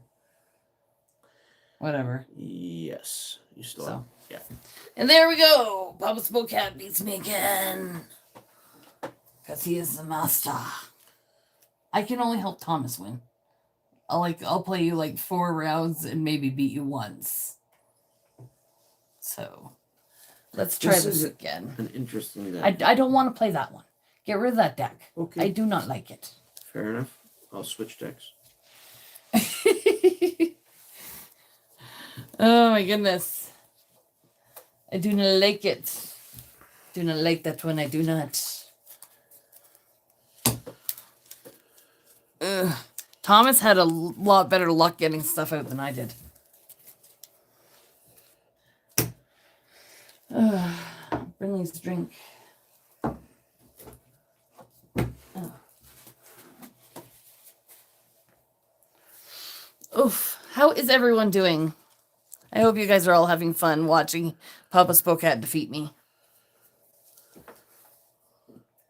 So what do we got? I need you to disperse for me. It's not working very well. You're keeping the treefolk? Oh, yes, I'm keeping this deck. I know it can do good. It's just not against that other deck. It is a little slow. That's the problem with it. Wow. Yeah. Yeah, there's definitely is a little clumpy at the moment. Yeah, well, apparently when I shuffle things, I shuffle it badly into making it, yeah.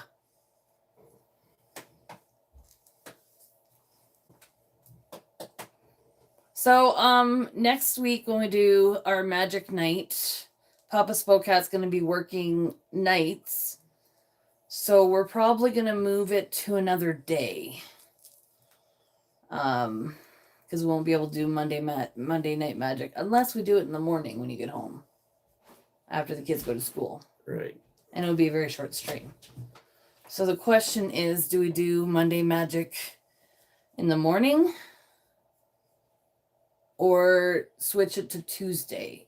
Unless you pick up an overtime, that could change that too. It could. So, for those of you watching, would it be better for you? What it would be like 8:30 or 9? Probably 8:30 as soon as the kids are on the bus.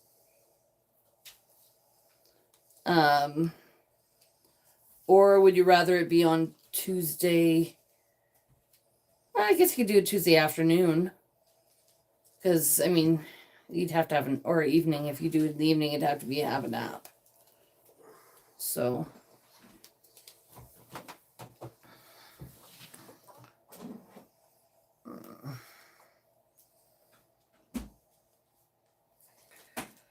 Oh no. Is it still working? It's just this is being silly. Oh, whatever you think. I haven't thought that far ahead yet myself. I'm just asking who's here. So would you rather play against the illusions or the zombies? I'll play either. I don't know. Which one can I beat easier? Good. Because I want to beat one. This is my iPad is internet's not working very good. The illusions is better at dealing with individual threats. The zombies can go wider and make lots and lots of zombies and try and swarm you. Which, I don't know. The zombies deck didn't work very well for me, but I don't understand it. So Well, it depends on what you get for draws, too. yeah. I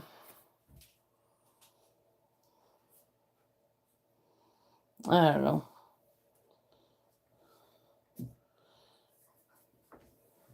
And I'll try the zombies. Why not? Okay, sorry, I had to restart my iPad. I'm just hoping that our stream isn't being stupid again.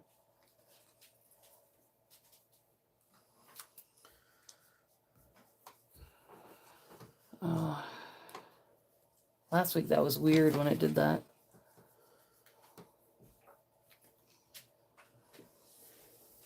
No, it's fine. It's just my iPad was being stupid. All right, so I'm gonna just end that poll. Should I start another poll to ask people what they prefer? I don't know. If you like.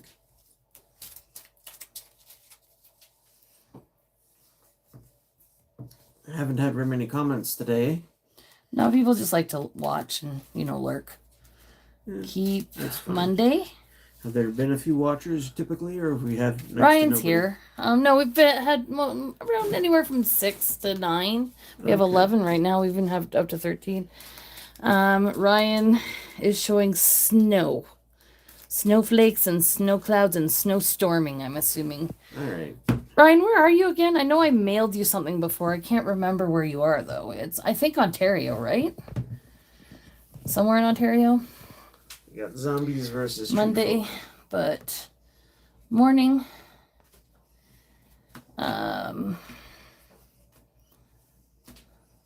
Near Toronto. Yeah, I thought so. Oh yeah, my mom was saying that Southern Ontario is getting tons of snow, which is very unusual. My brother lives down Peterborough area, and he was telling my mom about how much snow we're getting. Right.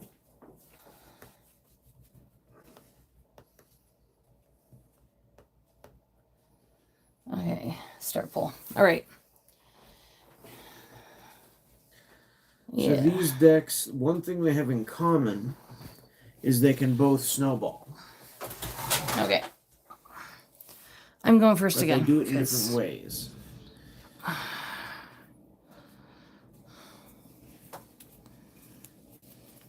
And I don't know which one does it quicker if they're both going at the same time.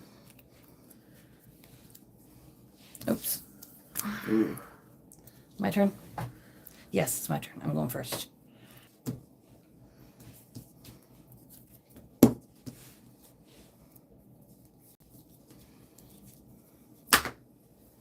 Need to find out what'll be best for you for your next draw. That's what would be best.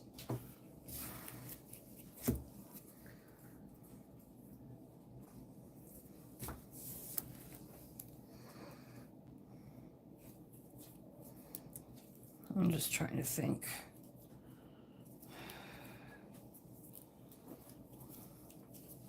Probably the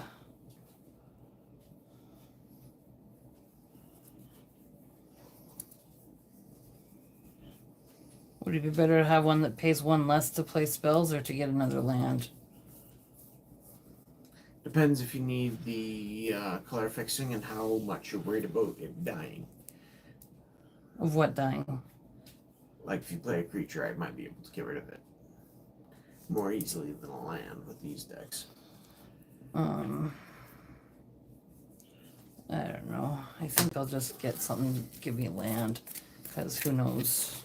That Murmuring Bosk hasn't been something I really needed. Thomas would needed it more, but he couldn't get what he needed.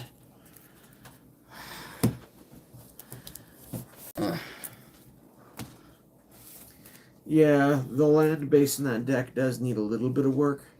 All right, you can go. The Dorans can be tricky to cast for sure.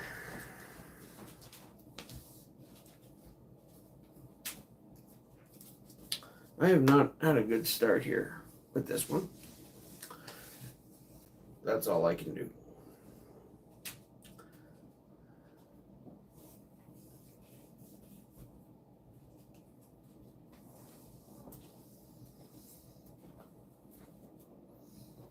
You waiting for something, Abram? Did you want that textbook?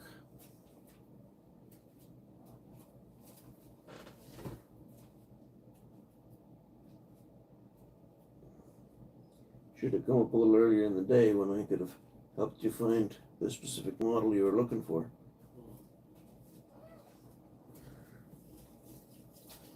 Not feeling good. Physically or otherwise?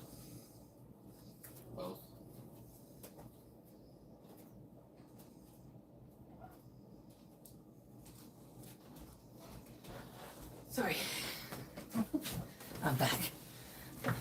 My turn? Yes, I couldn't do anything Alright. except play a land. Alright. Ooh, look! A land! Uh,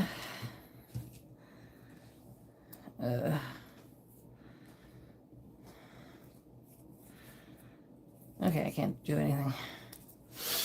So, Like that one, you gotta show me treefolk, I believe. treefolk. Unless you don't care that it comes into play tapped, if you're not gonna use it anyway. Oh no, I'm not gonna use it. I guess I'll put it in play tapped. That's fine. Okay. I can't use it because My I. turn. Of course, Yes. I get this one now. That just when it's useless. Play a land. Play wicked wretch. Your turn.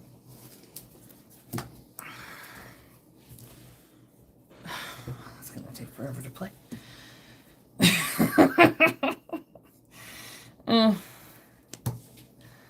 Uh, okay, go. Maybe I should have got the thing that costs one less to play.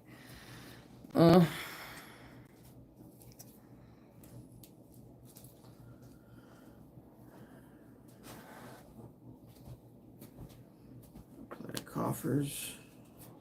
Or I guess it doesn't come out of play tapped. Anyway. I'm just gonna move this one over because it can be different. So And I'll pay 2 and bring out another zombie. No point in attacking into the tree. Your turn.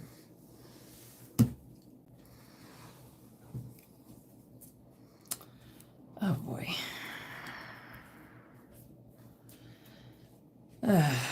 Go. This is really crappy. I really should have gone for the one that costs one less to play. Play a zombie that comes into play tapped. Play another zombie that comes into play tapped. Attack with 2 zombies. Okay, well, I will block one. Okay, you take 2. I really hope I can start getting something soon. Your turn. Okay. Ah, there we go.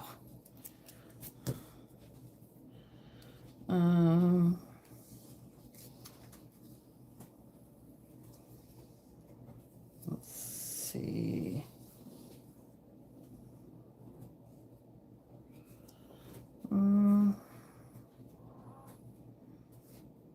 Okay.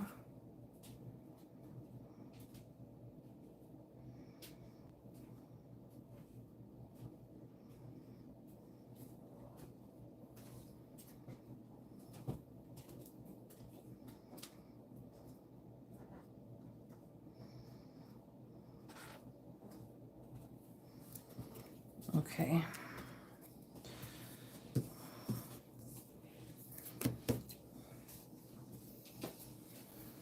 Okay. You may go.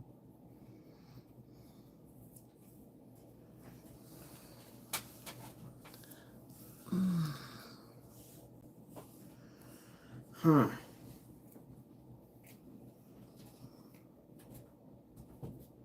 That is surprisingly good.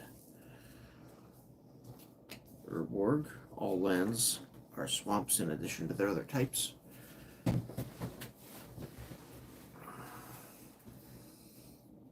You mean, wait, all lands are swamps and so you mean these are all swamps now? Yes. And forests. oh, okay. So then that could be helpful to me. It could be in some ways. Could be. If I didn't already have that other thing out. Uh-huh. Okay. I will then pay 2. This gives me 4.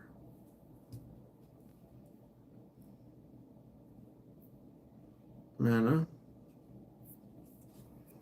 I don't like where Because I this is have going. 4 swamps.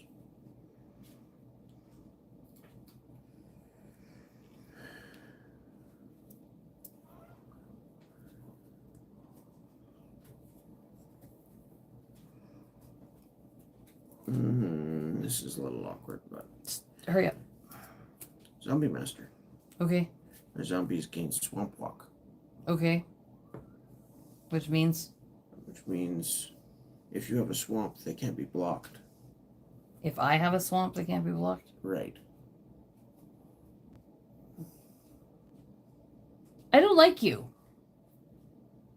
8 damage. I don't like you. I forgot that little combo was in here. I don't like you. What the heck? I can never find the number. My turn? Yes. Okay, I get to... I forgot to undo this. Alright. Alright. So if it shares a creature type, which it does, I can play this for free? Yes. Okay. Then you get to draw your card. Each creature Gotcha. assigns combat damage equal toughness rather than its power. So, okay.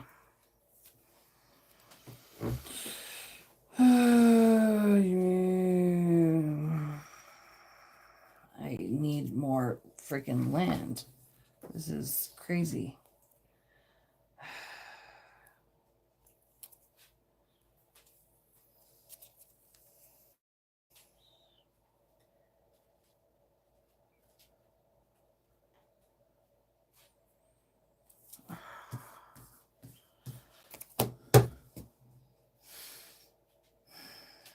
I don't think this... You're going to just beat me next round, aren't you? Likely, unless you can find a way to get rid of that Urborg. I have nothing to get rid of it. Right. Like, I mean, if I had one more land, I could play this. Or I could have played this, which would have probably done something to get rid of something. Which one was it that's doing? This is what's turning like Oh, lands into never swamps. mind. Yeah. This is what's giving Swamp Walk. So if you get rid of either of these, then my creatures become blockable I can't. again. I can't. So, game number 3 in a row. That was the deck I didn't want you to play, but you chose to play that because you know you could defeat me with it. Sorry, I forgot that combo was in here. Uh-huh. Anyway. You guys know why I don't play him very much or why I try not to? But I'm only doing this because, you know, it's Monday Night Magic. It's because I just want to beat him once. And to me, that's enough. But he won't let me.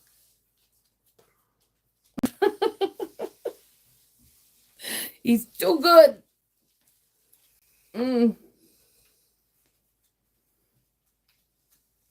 You know what? I don't like what you do when you're like, you don't even show it in your face, but the way you do it, when you just play a really good combo, you're just like, 10 damage.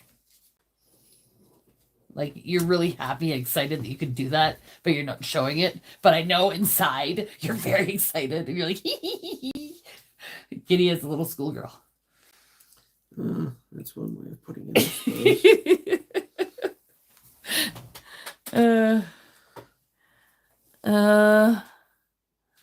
All right, so we got 2 votes, and people are saying keep it Monday, but do it in the morning. So, Could try it. yeah, I could try Monday morning magic. Yeah. And I could still probably do something in the evening if I wanted to.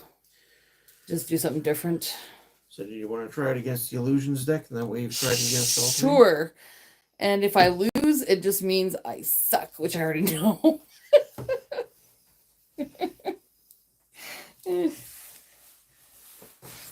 Do your thing.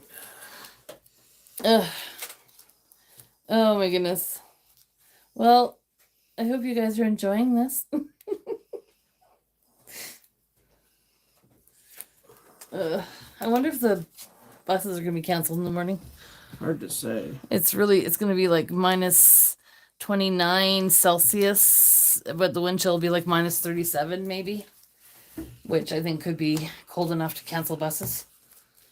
But we won't know till like 6 a.m.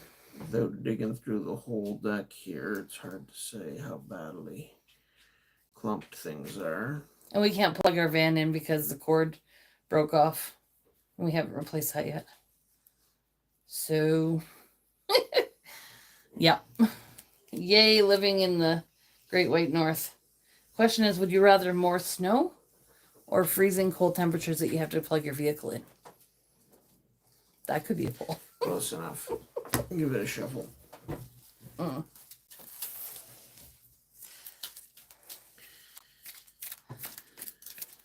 Oops.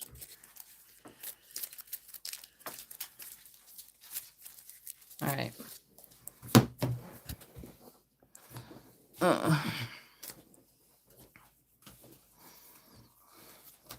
Hasn't been an announcement yet. No, it's usually morning.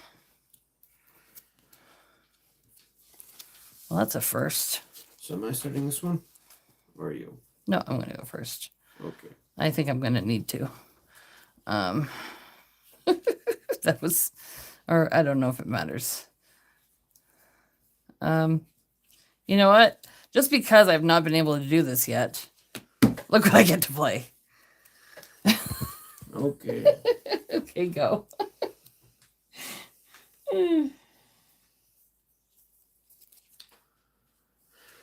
Snow-covered island. Your turn. Speaking of snow. Go.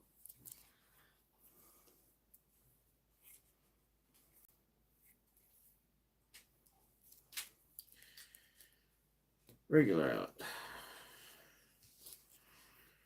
Crofkin Mist. My turn. Your turn. Ooh.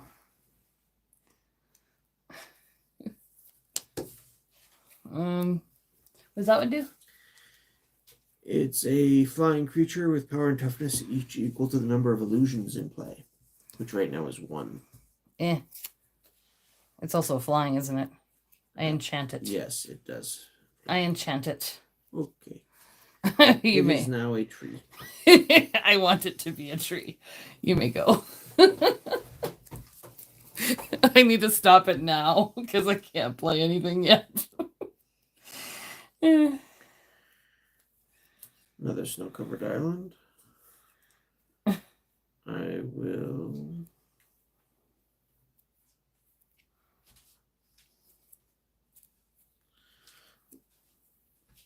play a Lord of the Unreal. What does that do? That gives illusions +1/+1 and hexproof. Ugh. But it's just a human wizard itself. Okay. I need another land. You can go.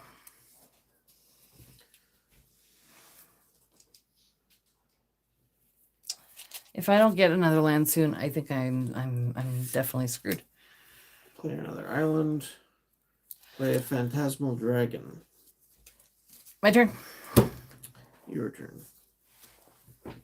You could have attacked me. You're right, I could have. It worked. I try and say my turn before you can notice, but I got another land now, so woohoo! What do I want? I can play something now. I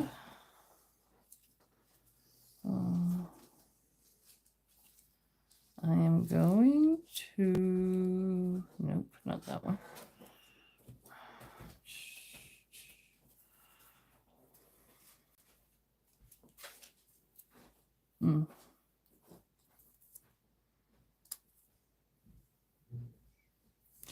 Yeah, I'll play this one.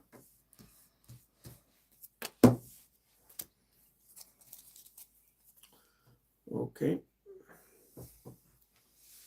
You can go.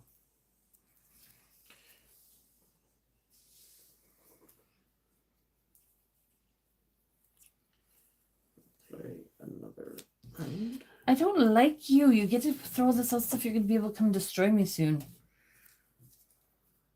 I really, really need more land. I will attack with the Phantasmal Dragon for 6. Shoot. If I block it, then I just It lose flies. it. It flies? Ugh! Ugh! My husband is not nice. I don't like this. Why does he keep getting all the good stuff? If I were to play that, I would lose. I know it. My turn? No. It is my turn. You can play another Phantasmal Dragon. You suck. Your turn. Wait, did you just play that on this turn? No, I played that last turn. Ugh. This turn I played the second one.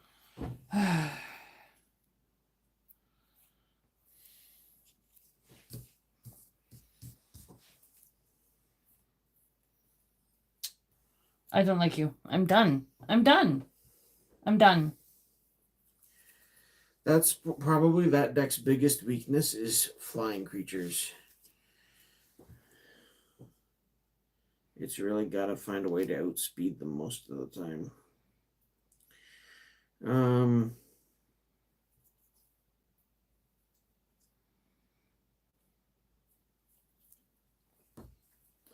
I'll pay 2. Hey, it's still my turn. Oh, sorry. I thought you said you were done. I did say I'm done. But I still get to play something. Oh my goodness. You're just trying to end me.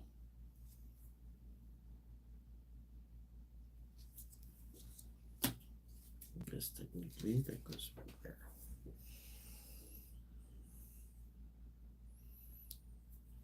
I don't think I can play. Well, I mean, I can play stuff. It just doesn't do me. These are technically still tapped.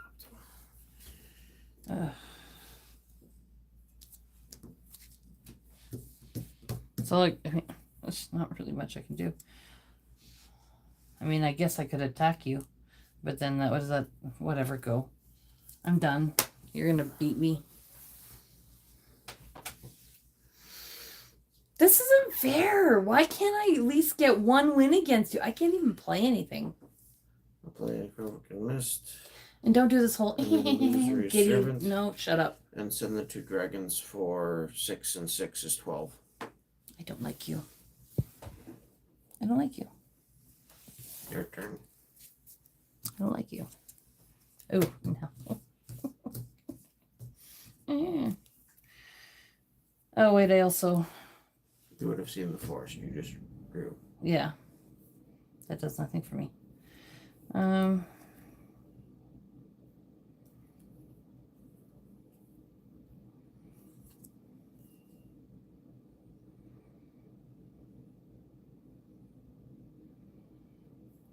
I'm done. There's really nothing. There's no point. That was fast and sucks. Yeah. What did you have here?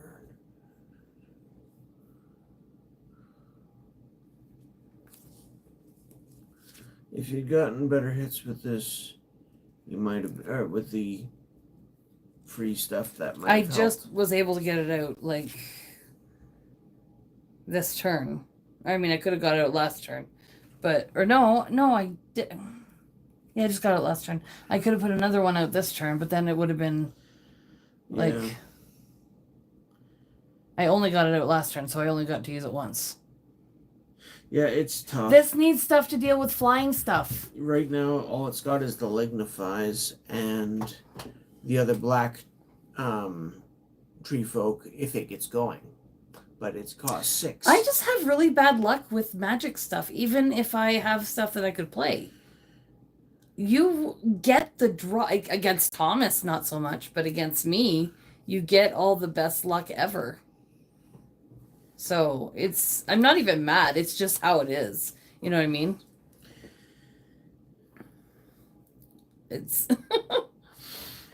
ugh. Yeah, you see, if you'd use the Lignify on this to remove the hexproof, then you could use this ability whenever a treefolk comes into play to start picking off the illusions. Yeah. Well, I didn't have it, so Right. I had it last turn. I just couldn't play it last game.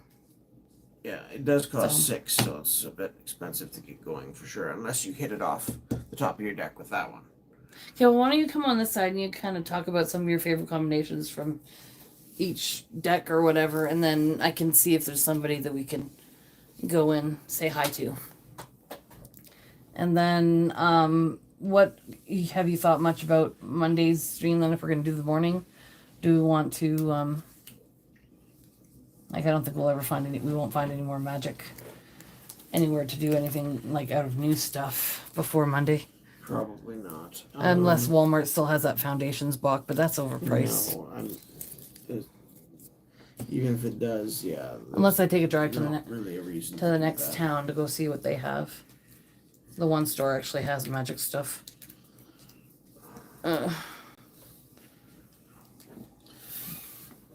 Blue has always been a favorite color of mine, just because it's got cards like counter spells that can stop annoying things. It's got control I magic, still really like. which is very efficient. I like this mat that I picked up off Temu. It's really pretty. It is pretty. There was another one that was nice. It had a white lotus on it, but it also was it white lotus, but it had like a skull next to it. And I didn't know if we wanted a skull mat. So I'm just gonna bring this down, guys.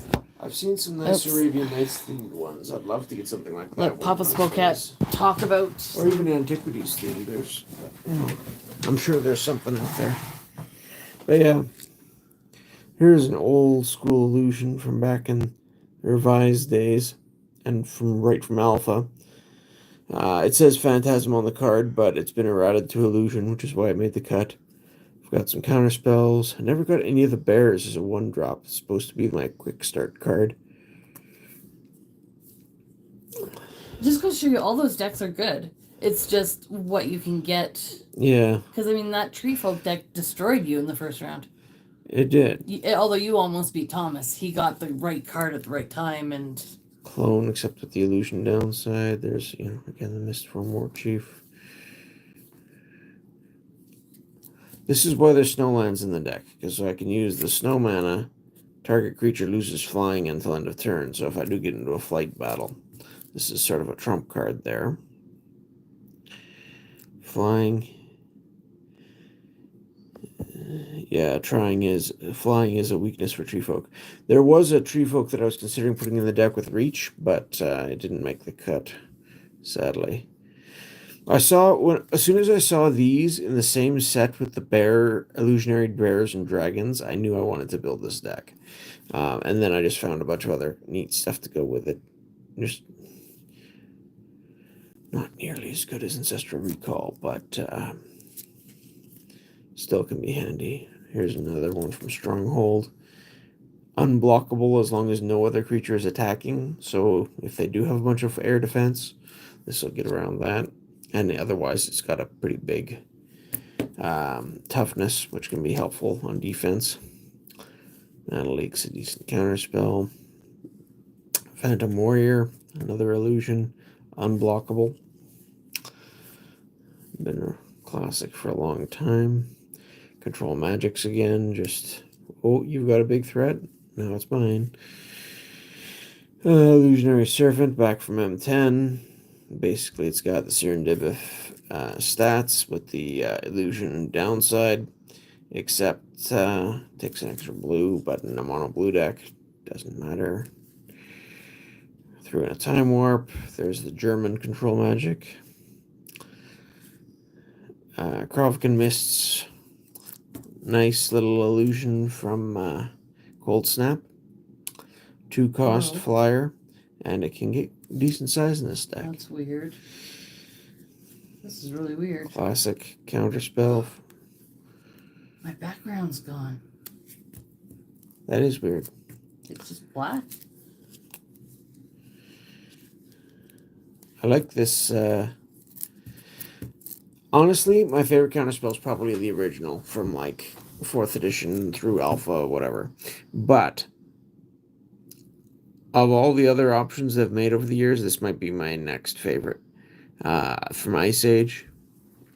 Just pretty classic art, and the flavor text is just a magic duel with a counterspell, so that's nice. The duel was going badly for me, and Zur thought I was finished. He boasted that he would eat my soul, but all he ate was his words. It's really weird. It is a little weird, but... No, I'm talking about my background being black. Is it because I'm running out of space on here? I don't know, maybe. That's so weird. The fatal flaw in every plan is the assumption that you know more than your enemy. I like some of the... Oh yes, this one here. The printing is a little smudged. Look at that 0 at the bottom. Just ink bleed. You can see it also around the symbol for mana and the expansion symbol. It's pretty interesting. Okay. It's been a while since... Brainstorm. Who doesn't like a good brainstorm? It's always handy. Help you find what you need or pull a trick.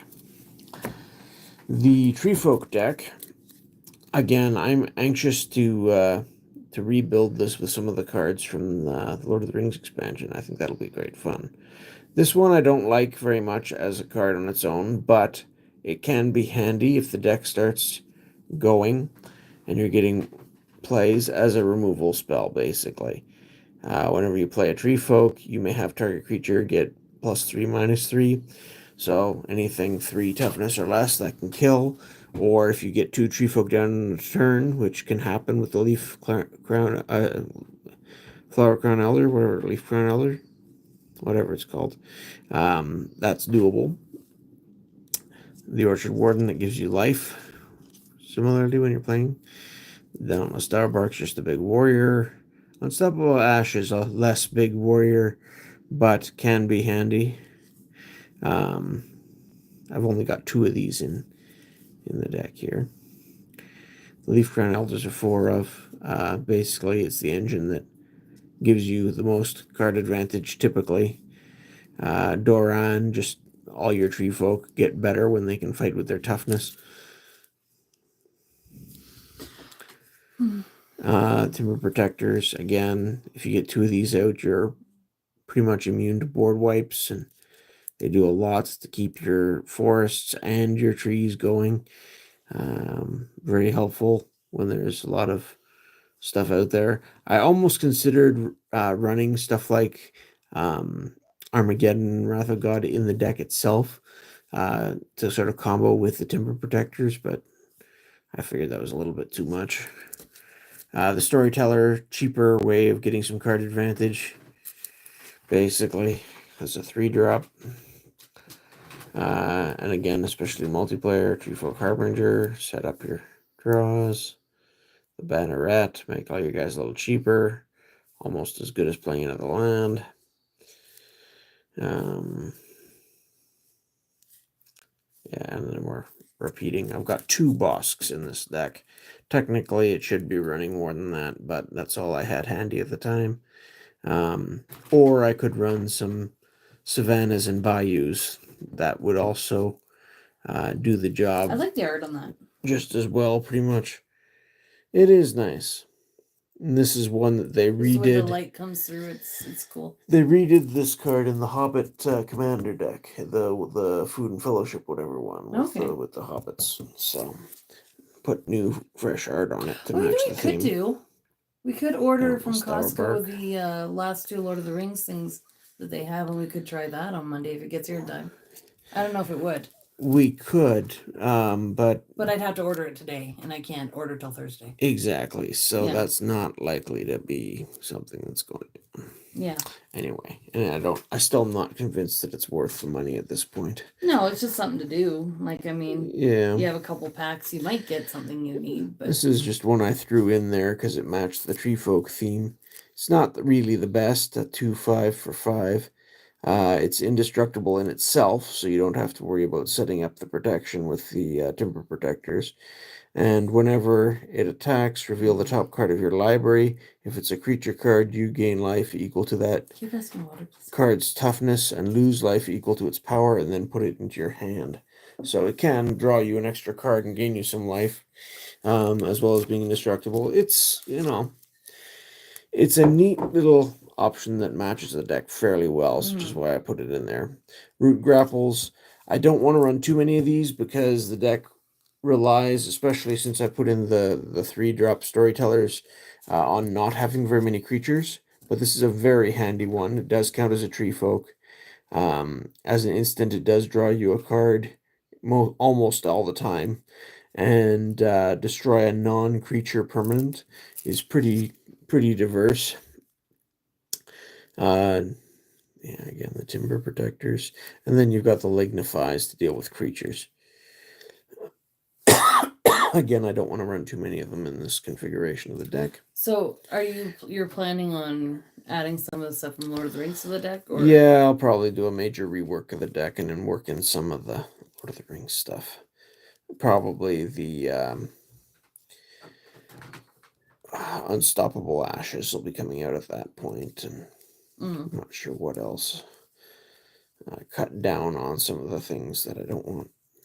See, I think if I'd let you play that deck, you probably would have had all the combinations that you needed, and I would have still lost. They've actually got a version of Doran now that's basically Treebeards, so that's cool.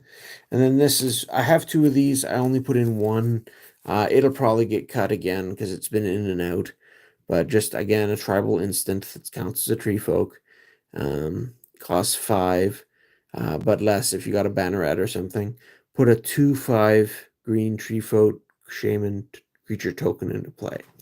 Whenever a forest comes into play under your control, you may return each of branches from your graveyard to your hand.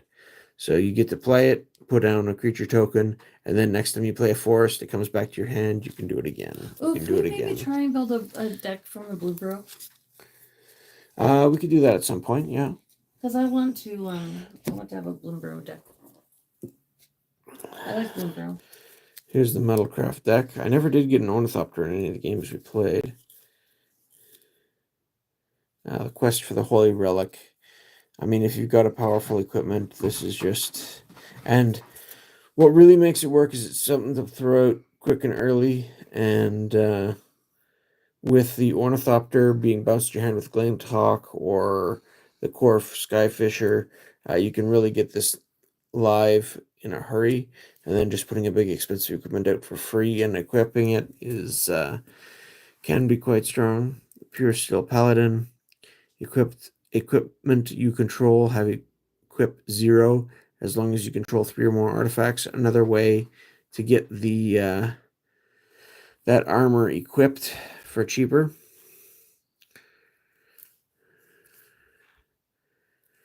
And the Chimeric Mass, I've got at least 3 of these in here, I think. Enters the battlefield with X charge counters on it. And until end of turn, it becomes a construct artifact creature with this creature's power and toughness are each equal to the number of charge counters on it. Not great, but you can get it going fairly early, and works well with the enchantments that give all your artifact creatures +2/+2. Makes the rate much better. Metalcraft artifacts you control have Shroud, as long as you have 3 or more. And a 4/4 flying for 4 seemed good at the time. There's the Porcelain Legionnaires. Flexibility in the casting cost is nice. First strike can certainly be handy in some situations, as we saw in some of the games. Steel Overseer, ability to spread some counters. There's the Memnite, can do the same thing as the Ornithopter, basically. Etched Champion, Metalcraft. It has protection from all colors as long as you control 3 or more artifacts, which in this deck happens a lot. Protection from all colors is pretty good. The person I was thinking about going and raiding is finishing up, so. Another handy one to get your equipment cards going. Enters the battlefield, you may search your library for an equipment card, reveal it, and put it into your hand, then shuffle your library, and you can pay to untap it to put an equipment card from your hand onto the battlefield. So that big thing that costs 6, you can tutor up and we can play it that way. We got like 7 more subscribers tonight, so thank you to everyone who's a new subscriber. Yes, that is handy. We are 102 Core subscribers Skyfisher. away from 2,000 subs. Nice. So it's We're almost 100 more subscribers, and we can dig into that Lord of the Rings special edition. I can't wait. It'll be a bit yet, probably, but hey, It'd be nice to do it by the end of the It month. was a good step towards it this stream, so Yeah. thank you all. Chimeric Mask, Glint Hawk. And again, the Glint Hawk just combos so nicely on turn 1 if you get one of these in your opening hand along with Ornithopters or Memnites. Just really helps you get going. And then you can turn up the gears later on with things like the Tempered Steel. There's the Argentum Armor. I think I've got 2 of these in here just because in case I draw one, basically. But as a free, put it down and equip it to something. +6/+6, and whenever the equipped creature attacks, destroy target permanent is pretty sweet. Ordinarily not the type of equipment I would play, but this deck has those extras to trick it out, basically, so that makes it kind of nice. We've already been through these, mostly just doubles now. Again, these to help get Metalcraft live, mainly. Although we did see the one game where I didn't get an Ornithopter or Memnite with a Glint Hawk, and I was able to get it going turn 1 using the Ancient Den. Fortunately, that does set you back on your land deployments. And last but not least, we got the zombie deck. Zombie decks are not really my favorite thing.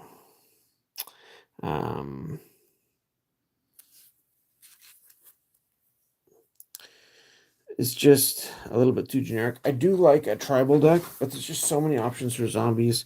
It's hard to tell which direction to take them. It used to be most tribes, you could make a tribal deck with some synergies as long as you had a Lords or something like Lord of Atlantis or Goblin King or whatever. And there was a way to make it work, and the extra synergy would make it worthwhile, at least to some degree. Nowadays, you need a lot more going on, and anyway, but it's still neat to just pull out some old tribal stuff every once in a while. Here's one of the new Pump Knights versions they came out with for Cold Snap, which instead of getting first strike, gets flying, but otherwise very similar to the ones from Ice Age and Fallen Empires. Zombie Knight. Here's another one of the zombie lords they came out with over the time. Skeleton creatures you control and other zombies you control each get +1/+1 and have death touch. So instead of giving Swamp Walk and Regenerate, this one gives a power and toughness buff and death touch, which is kind of neat. There's Bubbling Monks. Not quite the same as Dark Ritual, can be more effective once you've got enough land built on the table. None of these ever came out in any of the games this was played on, and this is basically what the deck is built around. At the beginning of your upkeep, put X 2/2 zombie creature tokens onto the battlefield, where X is half the number of zombies you control, rounded down. So, if you've got 2 zombies in play, you're getting 1 for free each turn with this. If you've got 4 zombies in play, you're getting 2 zombies for free each turn. It just helps your zombies snowball in big ways. Bad Moon, again, just generic stuff. There's another Zombie Lord. This one gives all zombies +1/+1, and you can pay 2 and tap it to return a zombie card from your graveyard to your hand. Back in Plane Shift, I think that was. So There's the diagraphed art. Yeah, this is the one that's just... You get this going off, your opponent's going to have trouble. Even in multiplayer, this can be problematic unless someone's got a board wipe or an Echoing Truth or something like that. Put 13 2/2 black zombie creature tokens onto the battlefield tapped. That's a lot of power hitting the board at one time. And you can flash it back if you happen to have lots of mana available. But that's what the Bubbling Mucks help with, and the Cabal Coffers and stuff. So... there's the mini version, I guess you'd say. Cool Razor for their army.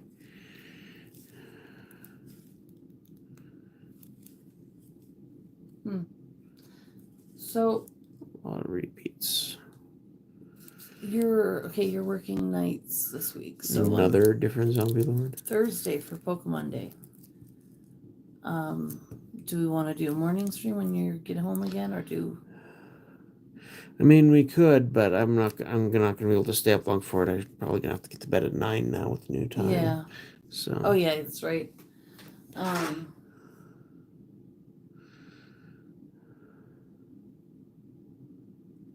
Yeah, it's a way to help control other creatures. Because we don't really have a lot of Pokemon stuff on hand, so No. unless I take a drive and see if they've got something, Oh, this card. or Walmart restocks, and I really have nothing. Just so handy, especially with something that gives Swamp Walk. Honestly, that was nutsy. But also handy with Campbell coffers. Also, I used to use this sometimes with things How do we do like this? the dark depths and things, just to help things run a little smoother. I have been enjoying trying to learn to play again, but it's just, I just want to do something, get something on the board. I like it better when the games are closer. Yeah. I really like when I'm able to defeat you. Yeah, But I've should got we- a bunch of other decks, but I figured these ones were all interesting examples of decks that I built over Should a we switch decade this? ago. In some cases, over 15 years ago with the treefolk. All right. And had been basically sitting in boxes. I had to reconstitute a couple of them a little bit, but mostly it was just how they were. And, I like these old tribal themed decks. They're a lot of fun. Sometimes they can do some neat combos and stuff worked into them, but yeah, I just think it's a bit of a blast. I built an Eldrazi deck using Urza's lands and cloud posts and things. I've built decks built around combos, all kinds of themes. I've got a Merfolk deck that I have tried building several times and can't quite get it to run smoothly. They made again in is it Lorwyn or Shadowmoor? Anyway, that sort of world, they made a bunch of blue and white Merfolk. Usually my Merfolk decks previously had been straight blue, so, but I never really got that one fully off the ground. It was just sort of concept level. Yeah, and then for my more competitive decks, I can do a mono black deck with pox and things, or small pox, I should say, and sinkholes and into thorax, and it can be pretty vicious and efficient. But I always have more fun digging into some of the more classic vintage staples and just playing, sort of a crazy combo tempo. Well, not sure. Not necessarily tempo, but sort of just control, find a combo, find a different combo. If you're already playing a strip mine, it really isn't much to throw in a Crucible of the Worlds or a Fast Bond and things like that. And honestly, they've made so many big monster artifacts like White Steel Colossus and Dark Steel Colossus over the years. Inkwell, Behemoth, stuff like that. Mm-hmm. That, just to throw one or two in a deck along with a Tinker can win you so many games. It's not funny.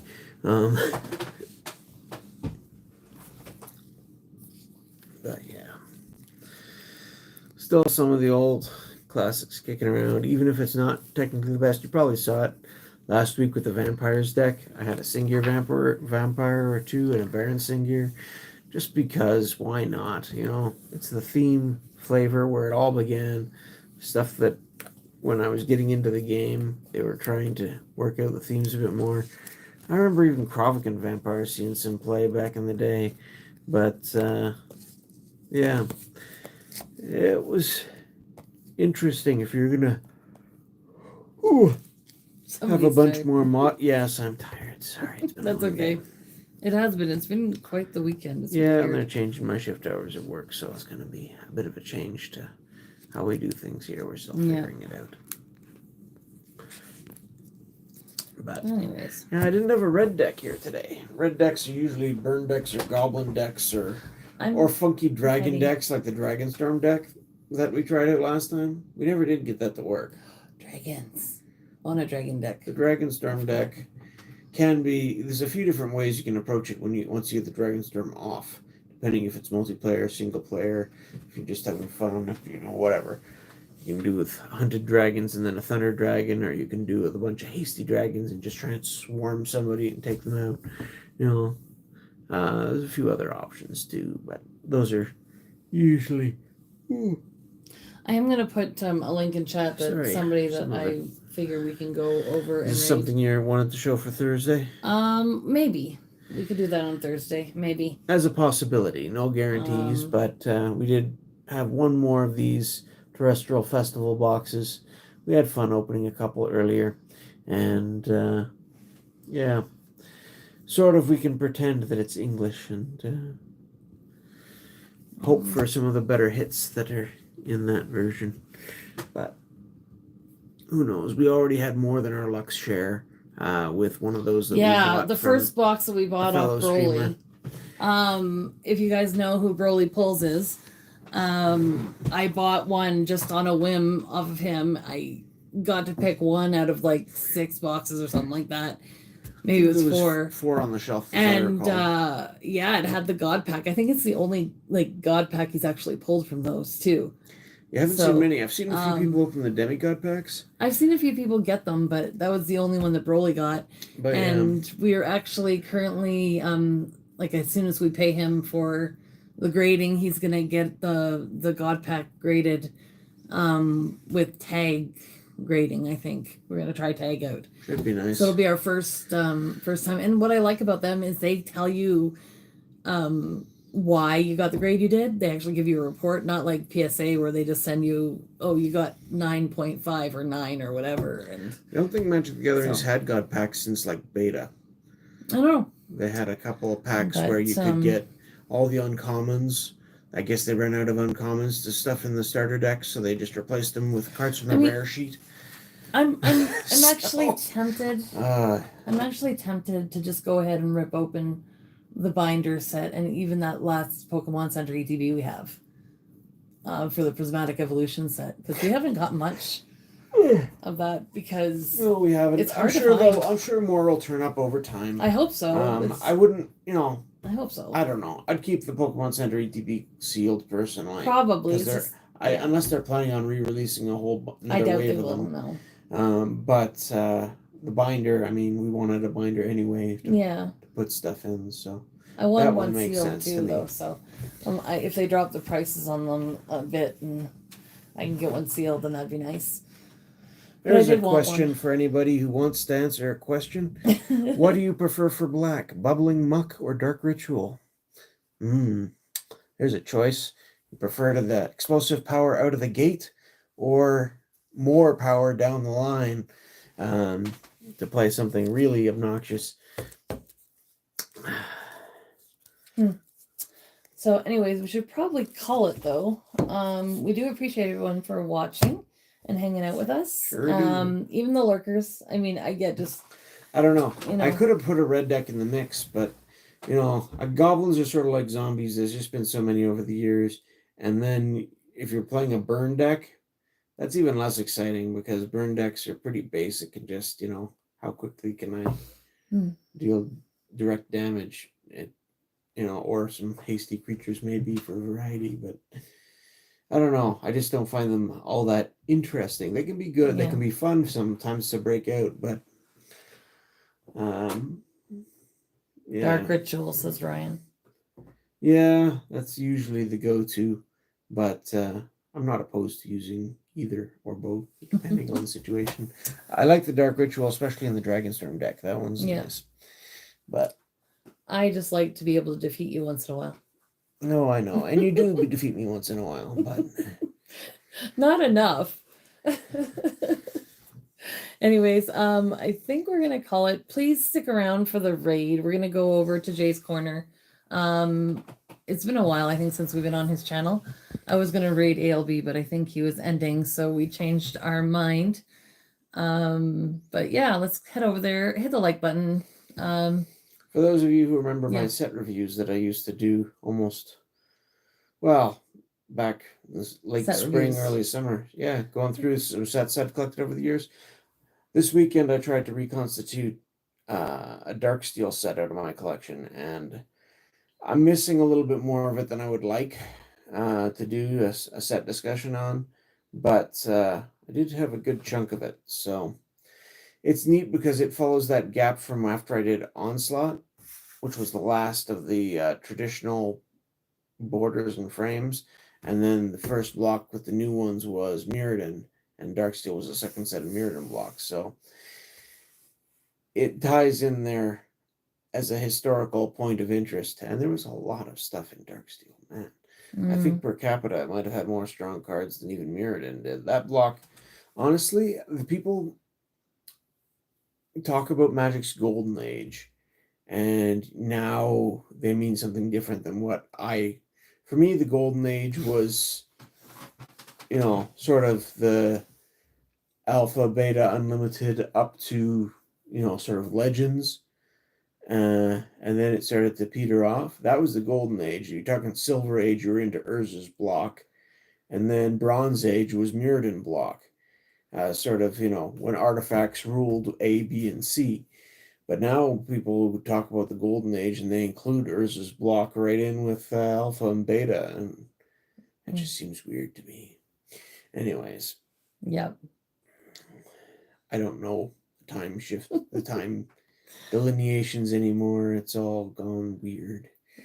We had like 10 years where we were just busy with our family growing and stuff. So, and even now, getting back into it, I really haven't had time to build any new decks because that just takes, thought and organization time that is hard to come by right now. So, but we do have things like we'd like to build a Bloomburrow deck. We'd like to build some Lord of the Rings decks, and I'd like to even build some decks for rework some of my Star Trek decks and build Decipher Lord of the Rings deck and things like that. But haven't gotten to any of that stuff yet. But I hope to. Yeah. Even for the new Harry Potter cards are going to be opening shortly. I want to do some deck building, so hopefully we can make more time for that. And hey, maybe I can do deck building on stream. That could be an interesting way of working in some discussion. Yeah. And spending a little bit less on buying new product at the same time. So, hey, could be a win-win. Well, if people are interested in that sort of thing. I've been saying that, suggesting like doing some deck building on stream. But yeah, who knows? Lots that we can do. I don't know. Maybe if we get a chance to get back to the mountains when it's nice out, and try and do some more. Maybe pack battles in the mountains or something like that. Who knows? All right, guys. Anyway, thanks for coming out. Yeah, thanks for coming out tonight. We appreciate you. Use these little storage boxes. I find they're one of the more convenient sizes. Not for if you just want a few decks to bring with you someplace. I find these a lot better. If I want bigger boxes to organize a bunch of decks for actual storage and selection, then I like the sort of 2-row, sort of shoebox size ones. But anyway, that's neither here nor there, I guess. All right, guys. Thank you for hanging out with us tonight. Thank you to the new subscribers. We're gonna be trying to figure out some more members stuff soon. And of course, we're gonna have to do different because not everybody's gonna want to watch everything because we are a multi-different, channel, multi-interest channel. Yeah, we'll see you guys soon. Thanks for watching. Please stick around. I have redirect on. We're gonna go over to Jay's corner. Hopefully he didn't abruptly end since last time I was, Hopefully. And just hit the like button and stick around for a bit, please. And just say spoke out raid, even if that's all you do. That way, we kind of send some love, give some love. Cheerio. All right, bye guys. Have a good night. We'll see you on Thursday, unless we do a pop up before then. So, yeah. Okay, bye for now. Ta-ta. See you soon.